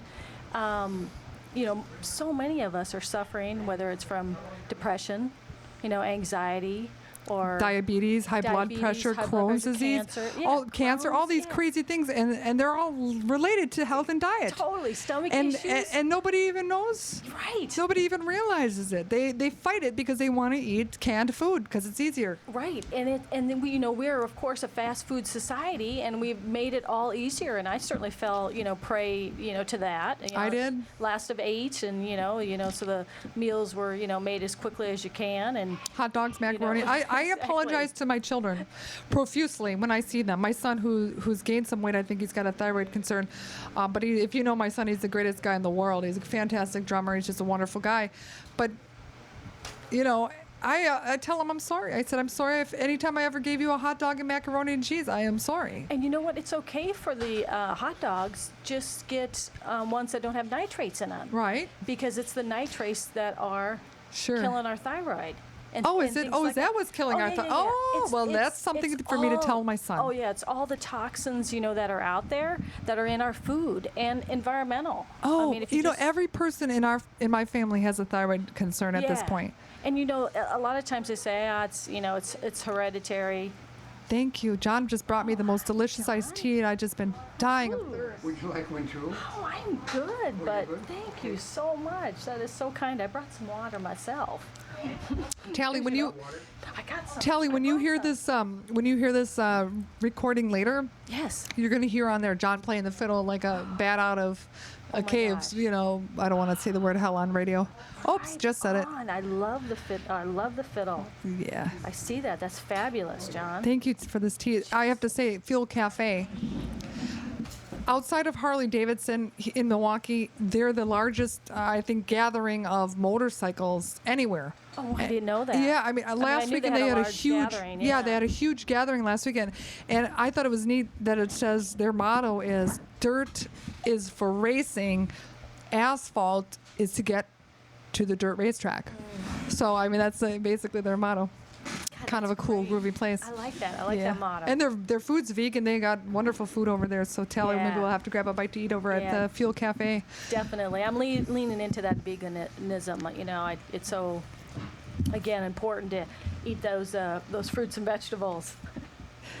Yeah, it's so fun to be sitting here and just walk by. The people can see from the camera. Gypsy Jeff, one of the most talented. I don't want to call him a clown because he's so much more vaudevillian. Oh, sure. Yeah, he's just one of the most. I mean, he'll balance. He'll stand and balance on like the craziest thing you could ever imagine, like a ball, for example, that's rolling, and then he'll like have a chair on his chin, holding a broom with a glass on top. I mean, the guy's just so talented. Oh my gosh, He's just I can barely rare, carry rare 2 plates. Yeah, right. You know? A rare talent. No kidding. But not to cut you out. But let's get back to your story. Well, for me, I lived off of Wheat Thins and Triscuits and 2 candy bars a day.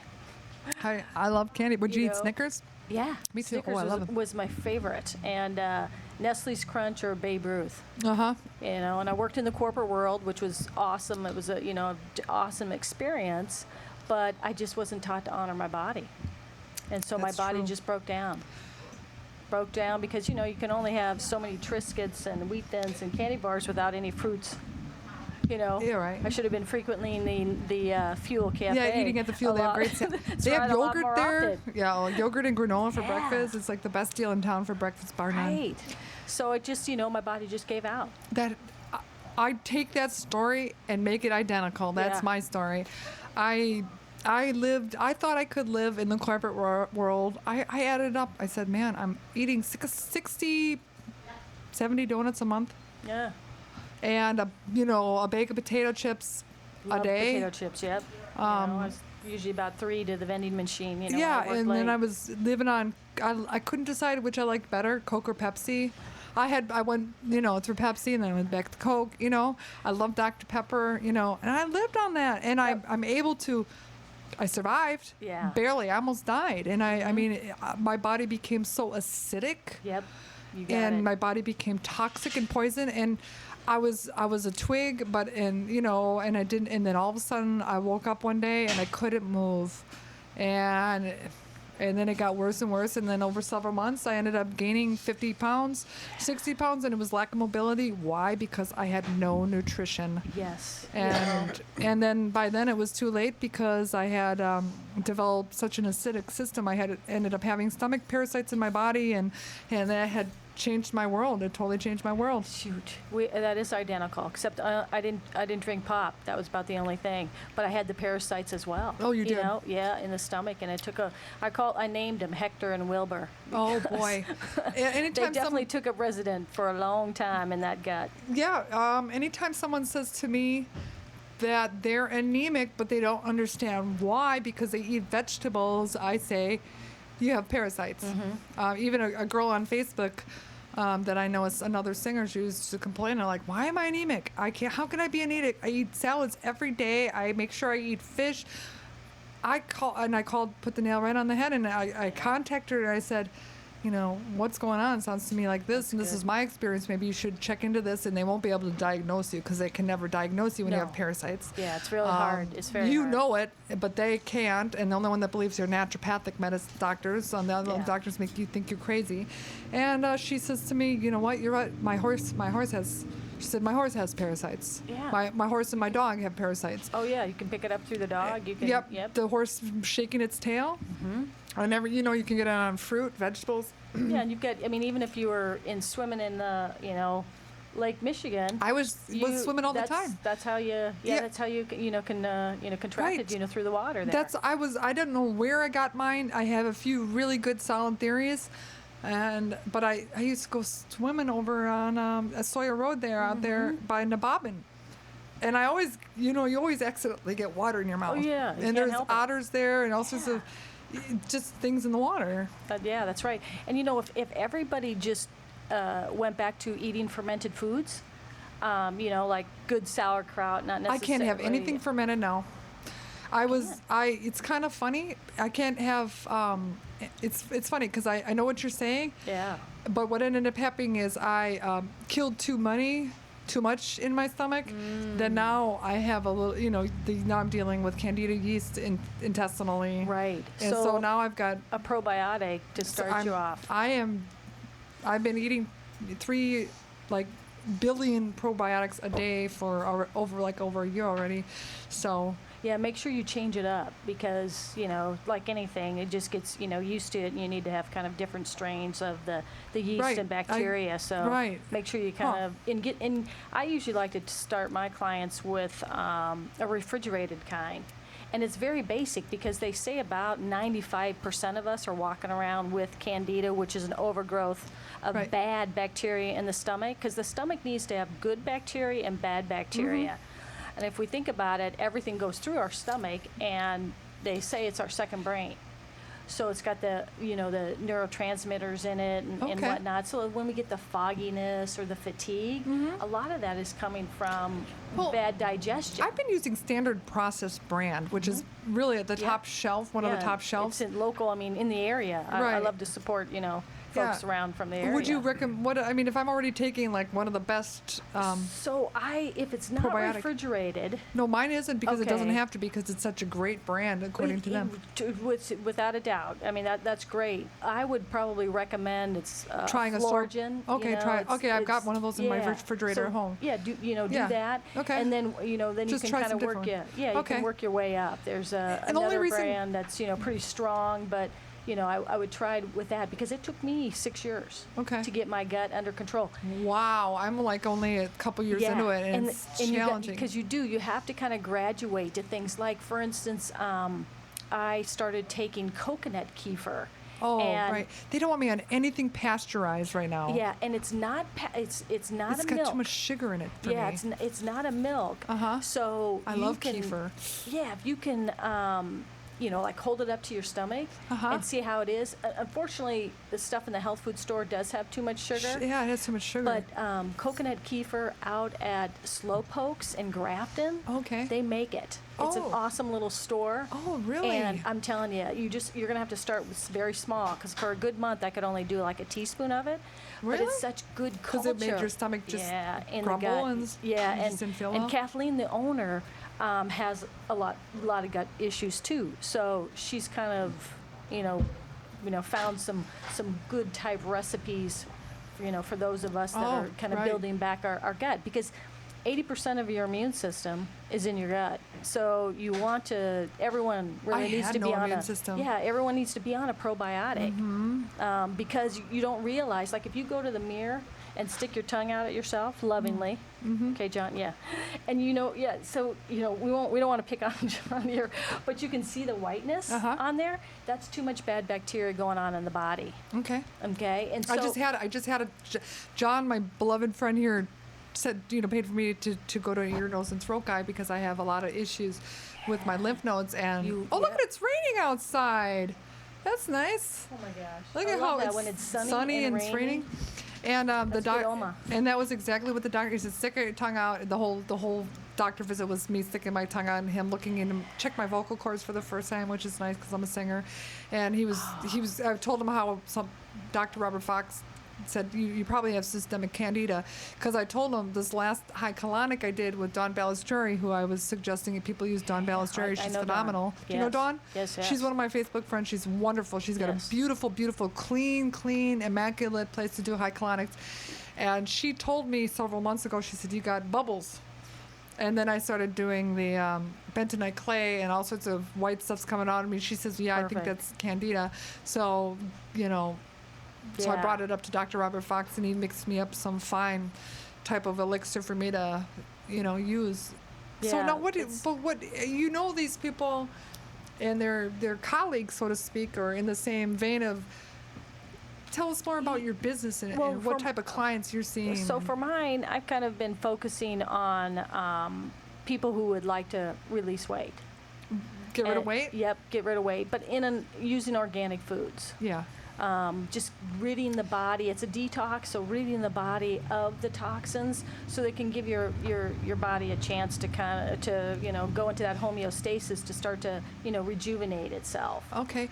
Now, what is that Master Cleanse where you're only eating lemons and maple syrup? That's exactly it, Master Cleanse. The Master Cleanse. Yeah. Have you done it? Yes. And how did you? I was going to try it. It's good. At this point in your journey, I would not recommend it. How come? Because of the candida, and that even that little bit of honey, will feed that. Oh, this. I don't know how he knows I have candida, because he didn't really.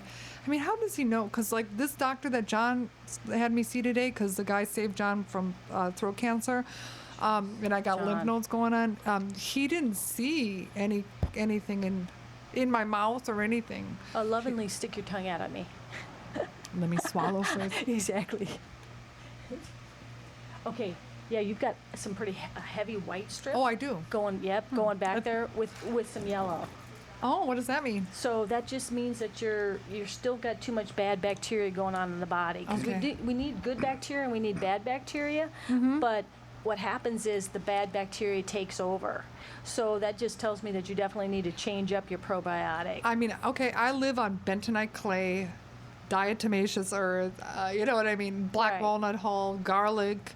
I'm just like living on this stuff, Right. So you may even need Spinach. to do a little Indian bark. Indian bark. You may need to do that as well, because that really helps with the candida. Okay. Things like yogurt just don't cut it, because they've got the sugar in it, and you need something that gets down. No sugar. Yeah, down. Lower into the bowels. I just thought, well, why don't I just use it? Like take a really good probiotic and insert it. Yeah. the other from the bottom up. Yeah. And would that work? Yes, that would totally help because it's it's like anything. You need to have a couple of layers. Yeah, and I just so stripped. getting I feel like I've stripped my body, and I'm trying to still strip it. Right. But then you got to rebuild it, and you got to rebuild it the right way. You do. Yep, you do. And I'm trying to rebuild it the wrong way. I don't know. Well, I don't think I've stripped it completely the right way either, because I've been eating carrots. And it's like now they're saying no, you're not supposed to have carrots. I'm like. Yesterday, I me think and John that's had a little okay. bit of not candied squash, but what was it? Yam was in the soup, and I ate it anyways, and I know it's too sweet for me. So this is hard.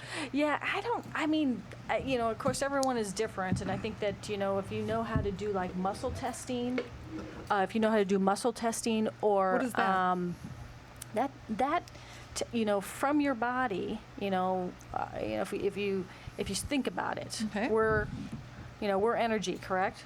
Yep. Yep. Obviously, we wouldn't be, we wouldn't be beating if we didn't have that, that energy within us. So your body has innateness. It's like the God within. Mm-hmm. It tells you what you need to know. You just need to tap into the resources, to help you. My body tells me I need beer. Yeah.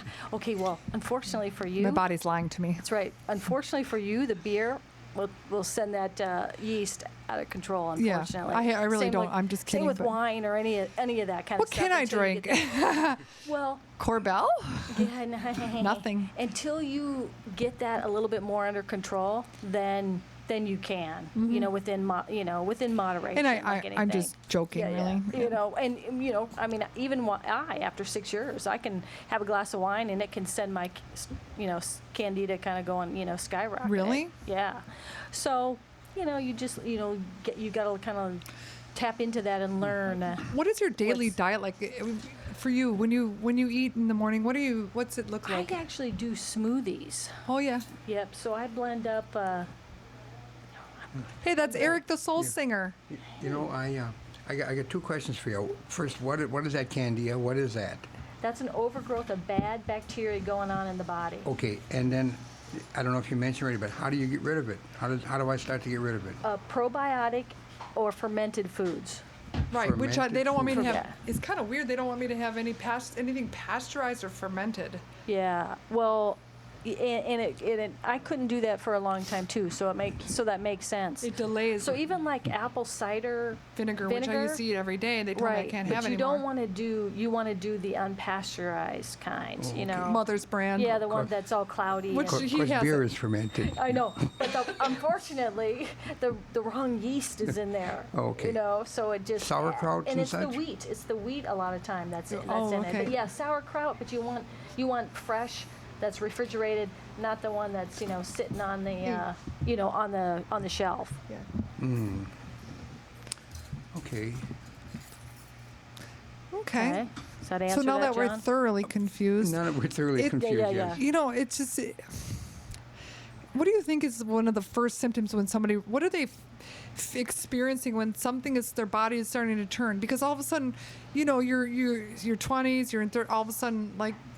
What do you think is the first symptom that people where they wake up and say, "Oh my God, I'm sick," and what's going on? And what do you think it's like a lot of belching? Yes, or? a lot of gut issues usually. Yeah, I was So if you're, like, starting to popping- eat Rolaids.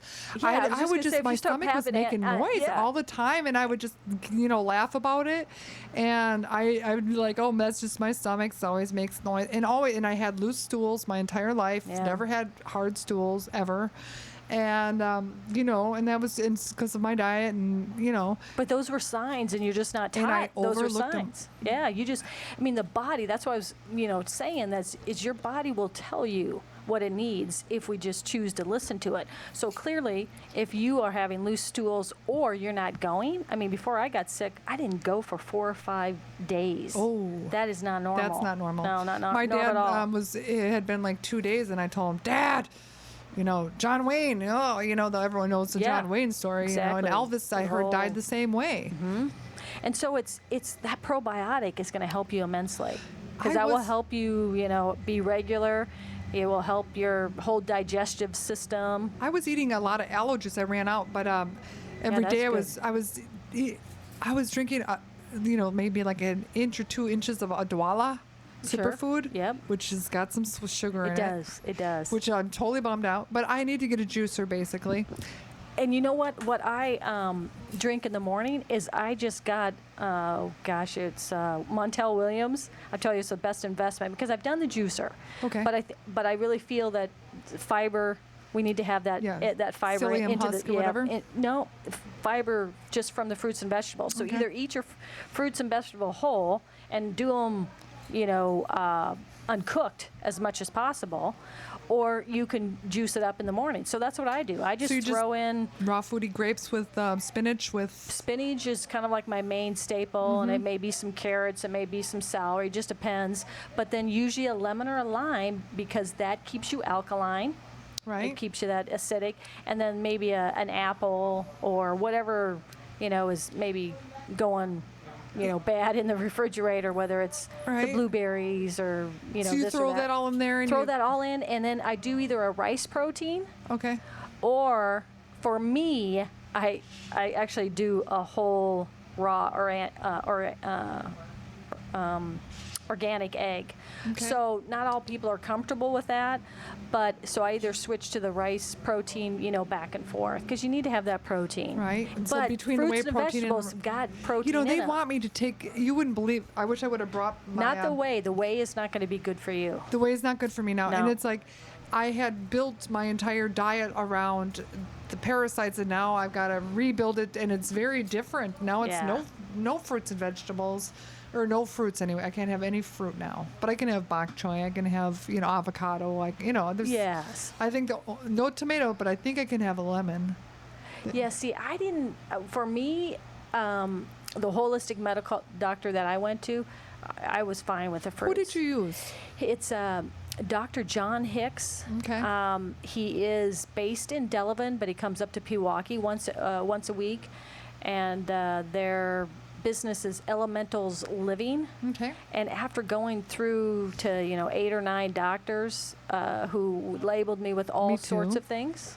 Crazy. They even. yeah. I mean, I actually even had the lab technician saying to me, "If this comes back negative, when will you stop? When will it be enough for you? When will you be satisfied?" How sad is that? And that was very sad because I could have handed her what had come out of me. I had sifted through literally what had come out of my body just so they could see with their own eyes that I am not making this up. I could have handed it to her. I couldn't have gave it to her more clean, but because it wasn't alive, they couldn't grow a culture from it. Therefore, it was useless. So yeah, and so who I would recommend for you there's to only go. a few labs in the United States that are worth any. Yeah. When you're dealing with a real illness, and we're not just talking parasites, are we? We're talking cancer, diabetes, arthritis, Crohn's disease, MS. All of these are parasitic-related illness. Lupus. Oh, they're all vague parasitic-related illnesses. Stem from the stomach. And they're just labeled as MS or whatever, but really. They could be controlled through diet. Oh, totally. Because if you think about it, have you ever heard anyone say that if you have 1 teaspoon of processed sugar, it stifles your immune system 6 hours. Oh, and how many teaspoons is in a bowl of super sugar crisp? Oh my gosh. I mean, out of control. I know when I looked at the figures probably about a year ago, I know we were up to the average American eats 135 pounds of sugar a year. I have friends that eat 10 pounds a week. I mean, Yeah. I could walk into a room, let's say a 500 square foot room, and somebody in the far corner would have a cold, and I would walk into the room and I could feel it, and I would get it. It would be in there, and I had that's where I no was. immune system. And it got to the point where I said, I have chronic fatigue. I was like on my deathbed. And I mean, and it got worse because it got worse from there. Yes. So to get that, your candida under control, I would really recommend going to his, what I call her like a medical intuitiveness. His holistic director is Beth Vandenboom, and you could just go to her. Beth Vandenboom? Yeah, just go to her. I think I used to work with her. Is she really pretty? Yes. Like yes. extremely pretty, gorgeous, super gorgeous. I think I worked with her. She used to be a waitress. No, Different? not No? yeah, not the same one. Because she's pretty much been in the field of She's been in- wellness because she had, like us, very wonder- bad candida. Oh, really? It's interesting. You know, everybody, all the different doctors and everybody I went through their story is similar to yours and mine, where their world completely comes apart by their own hand in the way they were raised and so forth, Yeah. and they have to fight and learn, and then you get inspired to teach and help others. Exactly. I read all over the internet over and over and over and over again on every website. I went to every parasite site, and what got me was the amount of children that were suffering. Children born with parasitic infections, babies born with parasitic infections, pregnant mothers with parasitic infections, 12-year-olds, 11-year-olds, 17-year-olds crying. One woman saying, my sister's been laying there for 18 years with a parasitic infection, and she's, had in that particular situation, the woman had worms, and she laid there for 17 years, sick as a dog, alive, but unable to ever get it under control. And I just said, I'm not going to let this stop me. I'm going to get this under control, and I'm going to help others get this under control. And I tried everything, in which it worked, but now, I stripped myself silly, and now I've got to rebuild everything. Right, and you really have to get more in tune with what your body needs, and so someone like a Beth Vandenboom can kind of teach you that. Okay, I live in Tennessee, right? Oh, you live in Tennessee? Just Oh so you my know, gosh. I live in Tennessee. And by the way, a How high often do you colonic. come up here? I've been up here on the average about once a month. Okay, because you can definitely, Yeah, do it anywhere. get with them. Actually, they do There's a long distance. They there's- do long okay. distance. Yeah. 'cause I she know can- there's a guy she named can Dr. connect in with Luby you. in Nashville area, that Dr. Luby, Luby, who's supposed to be pretty good. One of my Facebook friends told me about it. But here's something interesting. In Nashville, where I am, a high colonic here is about $60. There, it's $130. Wow. Yeah. Big So a lot more people are doing price colonics down there. Well, Maybe. they have in that area. What is that area called, John? What would you call it? North Carolina, South Carolina, the Appalachian area, I guess you would call it. That Right. they have the highest rate of parasitic infections in the United States. I mean, anytime I see anybody with a beer gut or any kind of beer belly, I say parasitic infection. My Perfect. mind, because that's what I think. A lot of these people are Yes. thin on the inside, but they're just infested Yes. or just swelling. Yes. Because I swelled. I did too. Did you? I swelled gosh, I 50 thought I was pounds, which was pregnant. I didn't Yeah. know what was going. I thought, Yeah. my gosh, I've hit 40. That's it for me. I'm done. I lost my figure and everything. I was like, wow, Yeah, it's amazing. And now, thank goodness, it went away. Right. Hey, yeah, come on, Charlie Keenan's coming in too. Maybe you could tell the folks just what high colonic is. It's Yeah, well, you probably Colon know more. rinse. Yeah, it's a colon. 15 gallons of water up the booty, up the- and it comes right on out. Hey, Charlie Keenan's here to talk about bees. Hey, John, can we trade spots with you, John? You sit over here or something? No. No. Yeah, so it's great that everybody's here. We've got about 25 minutes left, and here, John, do you want to sit over here so you're comfortable, or? I'll just feel here. You sure? Oh, you're gonna go over there? Or? All right, I'll meet you over at the Hi-Fi, or I'm sorry, not at the Hi-Fi, at the Fuel Cafe. Have a seat, Charlie Keenan. We're talking with Tally Hayden Miller and Tally, I should say Tally.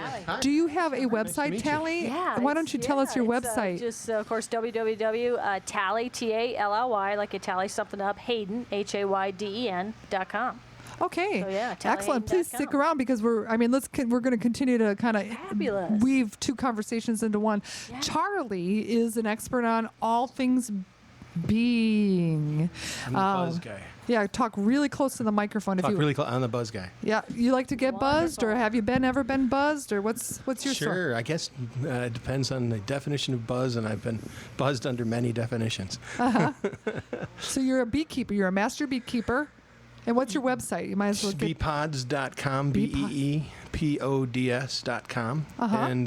And I don't know if I'm a master beekeeper. I'm a beekeeper of many years, and I have made a different kind of a hive to try and teach people or give people an opportunity to do beekeeping as a hobby as opposed to a second job. Okay. So you've actually made it easier for people to receive the benefits by making it easier of beekeeping. Which since we're talking about health, what are some of the healthy benefits to beekeeping? And if Chlli could also let us know if she uses honey or anything like that. I love honey. Yeah. Hey. Somebody said you should put your honey on your everything, and I agree. Totally. So, what are the benefits? 150 years ago, farmers put a beehive in the back of every farm because they realized the benefits of it. In 1644, colonialists brought bees to America because they weren't here, honeybees, because they realized the benefit of it. Back in those days, the colonialists were experiencing a colony collapse disorder of their own. In between returns of the supply ships that were helping start the New World colonies disappeared, weren't able to get their seeds to work in the ground, weren't able to battle the diseases and things that were there. Kind of like now. Yeah. Yeah, and so they brought over bees, knowing that the bee hive is a medicine chest, and the bees brought forth pollination, which would help their seeds learn how to work in the New World soil. And that's still true today. So community gardens and people who are trying to restore an orchard or a fruit tree in the backyard will find that bees will be a welcome addition that could double and triple the bounty of that garden. No. So there's a couple of things with honey. Right. You know, it's antibacterial. Right. So one of the things that I do, I'm into natural health. And so I have up on my website, it's called a liver gallbladder cleanse. And 4 ingredients: water with no, of course, no fluoride or chlorine, because that's, chemicals, but fresh squeezed lemon, organic, and organic olive oil, and then a tablespoon of honey. So, and not the honey in the bear. Right. Yeah, that's right. everyone knows that honey in the bear is local. bad. Yep. Exactly. Yep. I always say, go get it local. Now that Don't I've get it actually local, or met a bee, do get it local. Do get it local. I always say go get it local, because that's where you're going to have your most minerals and vitamins in them. It's so full. What about the you lead can in the speak to honey in that. Wisconsin? We've got lots of lead content in Wisconsin. Now I know that I was talking to a beekeeper up in Grafton area, and he was saying he provides the honey for that red Sprecher.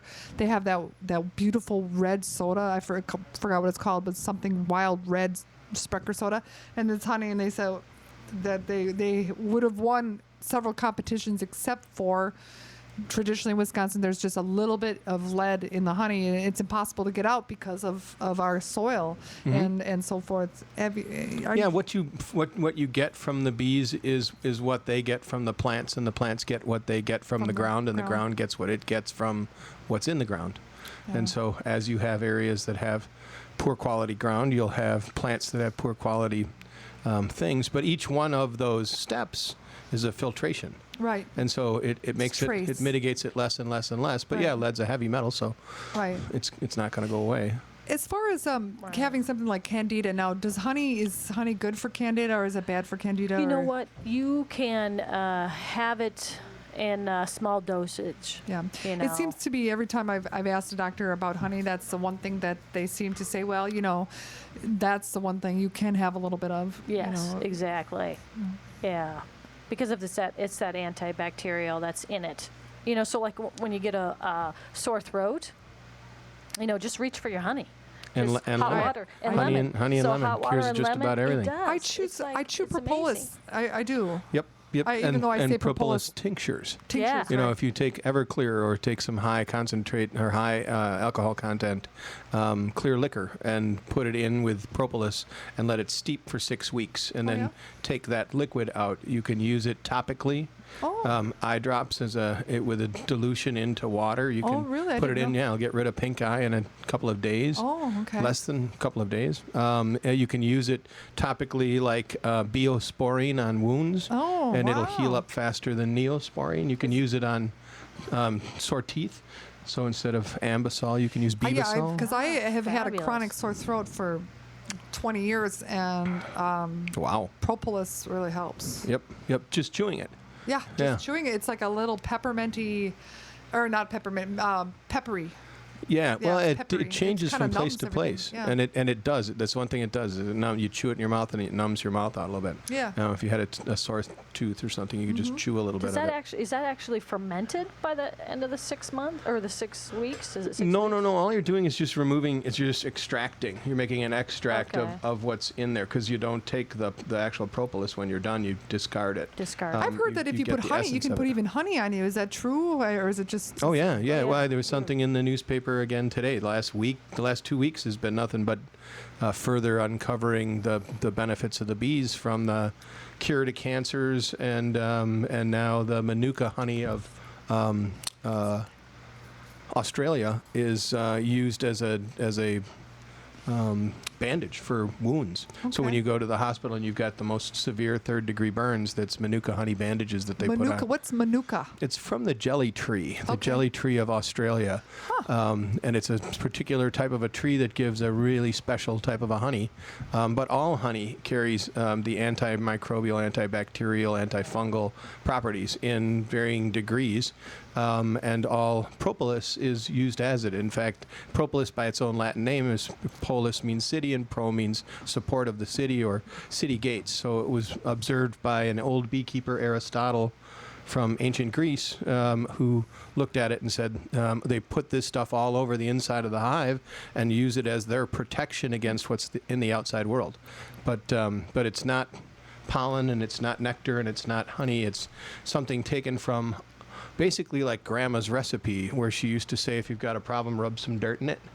You know, take something local here, and you can, if it doesn't kill you, it'll make you stronger. Well, the bees go in a 20-meter circle around their hive, and they gather up all manner of good, bad, and indifferent from around there, and they work their magic enzymes into it, turn it into a paste, and that paste is what they use to gum up the hive and protect it from leaks that would bring in moisture and bacteria and fungus and different types of things. We can find you on Bee Pods on Facebook, right? What is it? Facebook. We've got, you know how Facebook is these days. You don't know how to approach it. So there's a fan page that's beepods.com, and then there's a page that's beepods. There's videos. I know there was some videos. And that I really don't know who shot them. This I wonder who fantastic shot it. You know? movie producer came in. And I watched Thank you, you, Barb. and I shot it because it was so interesting. And are you still at the same place, or did you move? Yeah, no, we moved into a really cool new place called Bucket Works. Oh, you're in Bucket Works, which is in Wisconsin, but they can still find you at beepods.com. Sure. If they can't find you on and Facebook. friend or like us on Facebook. Yeah. And then, I learned a lot from you, Chlli, and I'm learning a lot from Tally here today. And tell us your website again, Tally. Tally Hayden, so TallyHayden.com, and I'm on Facebook too as Tally Hayden. And on you Facebook. specifically, you see yourself as a person that helps one-on-one, individually, people reach their goals as far as weight loss, health, objectives, and so forth. Exactly. Just I can. Are you you're more of a coach? Are you a mentor? Definitely, coach, mentor. But I'll get them, get the foundation going, and then I'll say, okay, recommend to go elsewhere. And you started it from your personal experiences with your own health. Yep. Now, Chlli, how did you get into beekeeping? I was working over at a place called Growing Power before it wasn't on the map. Wow. And so I was told by my sister from Chicago that I should go check out this place on 55th and Silver Spring. And I was like, oh, there's nothing there but a military base. And so one day when I had time from my then computer job, I went over there and decided I'd help them with. Actually, I just wanted to play in the dirt. Yeah, but me too. they found out that I was a computer marketing artist person, and they said, no, you have to do computer marketing artist stuff. And so I ended up doing the computer marketing artist stuff for them. For Growing Power, and everybody knows Will Allen's stories, cover of the most of Time Magazine's 100 most influential people, and was it 2011 or 2010? I think it was 11. 2011. Yeah. Okay, and so that was a great organization for you to and then what happened? So then I met up with the beekeeper there, and I just kind of fell in love with the bees, and I became the bee instructor there, and taught people about beekeeping. And in the process of becoming a beekeeper and teaching about beekeeping, I began to understand that beekeeping in the way that is tradition or at least recent traditionally accepted, the stacked box hives have disadvantages. Have great advantages if you're all about collecting honey, but if you're about anything other than collecting honey, then you just end up with a lot of honey and a lot of work. Okay, and what besides collecting honey would it be just, you know? Well, I mean, there's something to be said about just looking at them. You know, I mean, if Aristotle and Plato can figure out the underpinnings of civilization as we know it by staring at a beehive, I guess that kind of makes it okay to do it for us. It's amazing they have all the different. What are some of the roles of the bees? There's the worker, there's the queen, there's the the castes. Drones. The castes in the hive are 3, and there's the queen, and then there are many, many, many workers who are all the females, and then there are the drones who make up a small number, and and they work in concert as a superorganism. So each individual bee is not. They lose their identity. The entity, they work as a team, the entity is the whole. Yeah. Explain? You told me once how fascinating. It was very fascinating. He described the actual mating where the bee shoots up and the males dive at the female, and what happens there? It's going to be a bee-rated conversation. Yeah, now, I guess so. But yeah, no, the males. It's kind of fun. The males in the colony.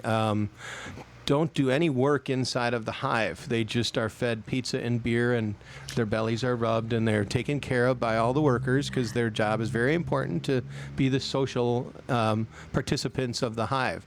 The reason that they don't is because their ocular information, or their eyes, are so important, and they're so big, and that's how you see a drone in the hive.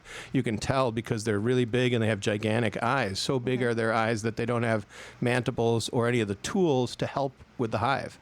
And so because they don't have the tools, there's not much they can do. So the workers take care of them. Female, right? Yeah, they've got one big tool. And in fact, that tool's so big they don't even have stingers. So their job is just to go out and reproduce or move the genetics of this queen to another colony someplace else. And so they're the only member of the colony that is able to socialize, with the exception of the queen on one magical marital social night. But other than that, they can go out into pickup bars in the sky. And so in every neighborhood above some trees somewhere, hence the reason for having good eyes, there's a congregation of drones in a little bar. And they go up and they talk to each other while they cavort around, and they're asking, anybody got any virgins in your house? And when one of them says, yep, then they're all like, okay, when's she going to be coming up this way? And they'll actually be able to go into the hives and look at her. So they're welcomed into the hive, whereas any other, intruder that's not one of their sisters is kicked out of the hive. The drones are able to come in and take a look and then be up there on the day when the queen comes to mate. So when a virgin queen is off on her mating flight, she'll follow her drones and into the drone pickup bar, and she'll go zooming through the middle of it fast as she can, and she'll mate with up to 10, 12 of the fastest suitors that can keep up with her. And unlike the praying mantis, the suitors implode themselves to spring forth their equipment, and so they willingly sacrifice themselves to mate with the queen. Wow. Yeah. Wow. It's been so fantastic to be at the River West Audio and Video, but our time has run out. Right. So let's again look for us on Facebook. We're all here, Mud River Lee and the Bluegrass Orchestra. You can find me under Barbara Meyer-Spidell, MEYER-SPIDELL. And you can find Chlli Miller Hayden, Tally, Miller Hayden, HAYDEN. On Facebook, and then and BPODS, BEEPODS at BPODS on 5th the National. And if you're not doing anything tonight, come on over for a beesentation at the Urban Ecology Center at 7. Yep, and that's in Milwaukee, Wisconsin. For you that are obviously outside of Wisconsin, please feel free to check us all out on Facebook, and thank you so much. It's been a pleasure, and special thanks to River West Audio and Video for this. Thank you. Thank you, folks. Thanks for coming to the show, and thank you, John Lozanecki.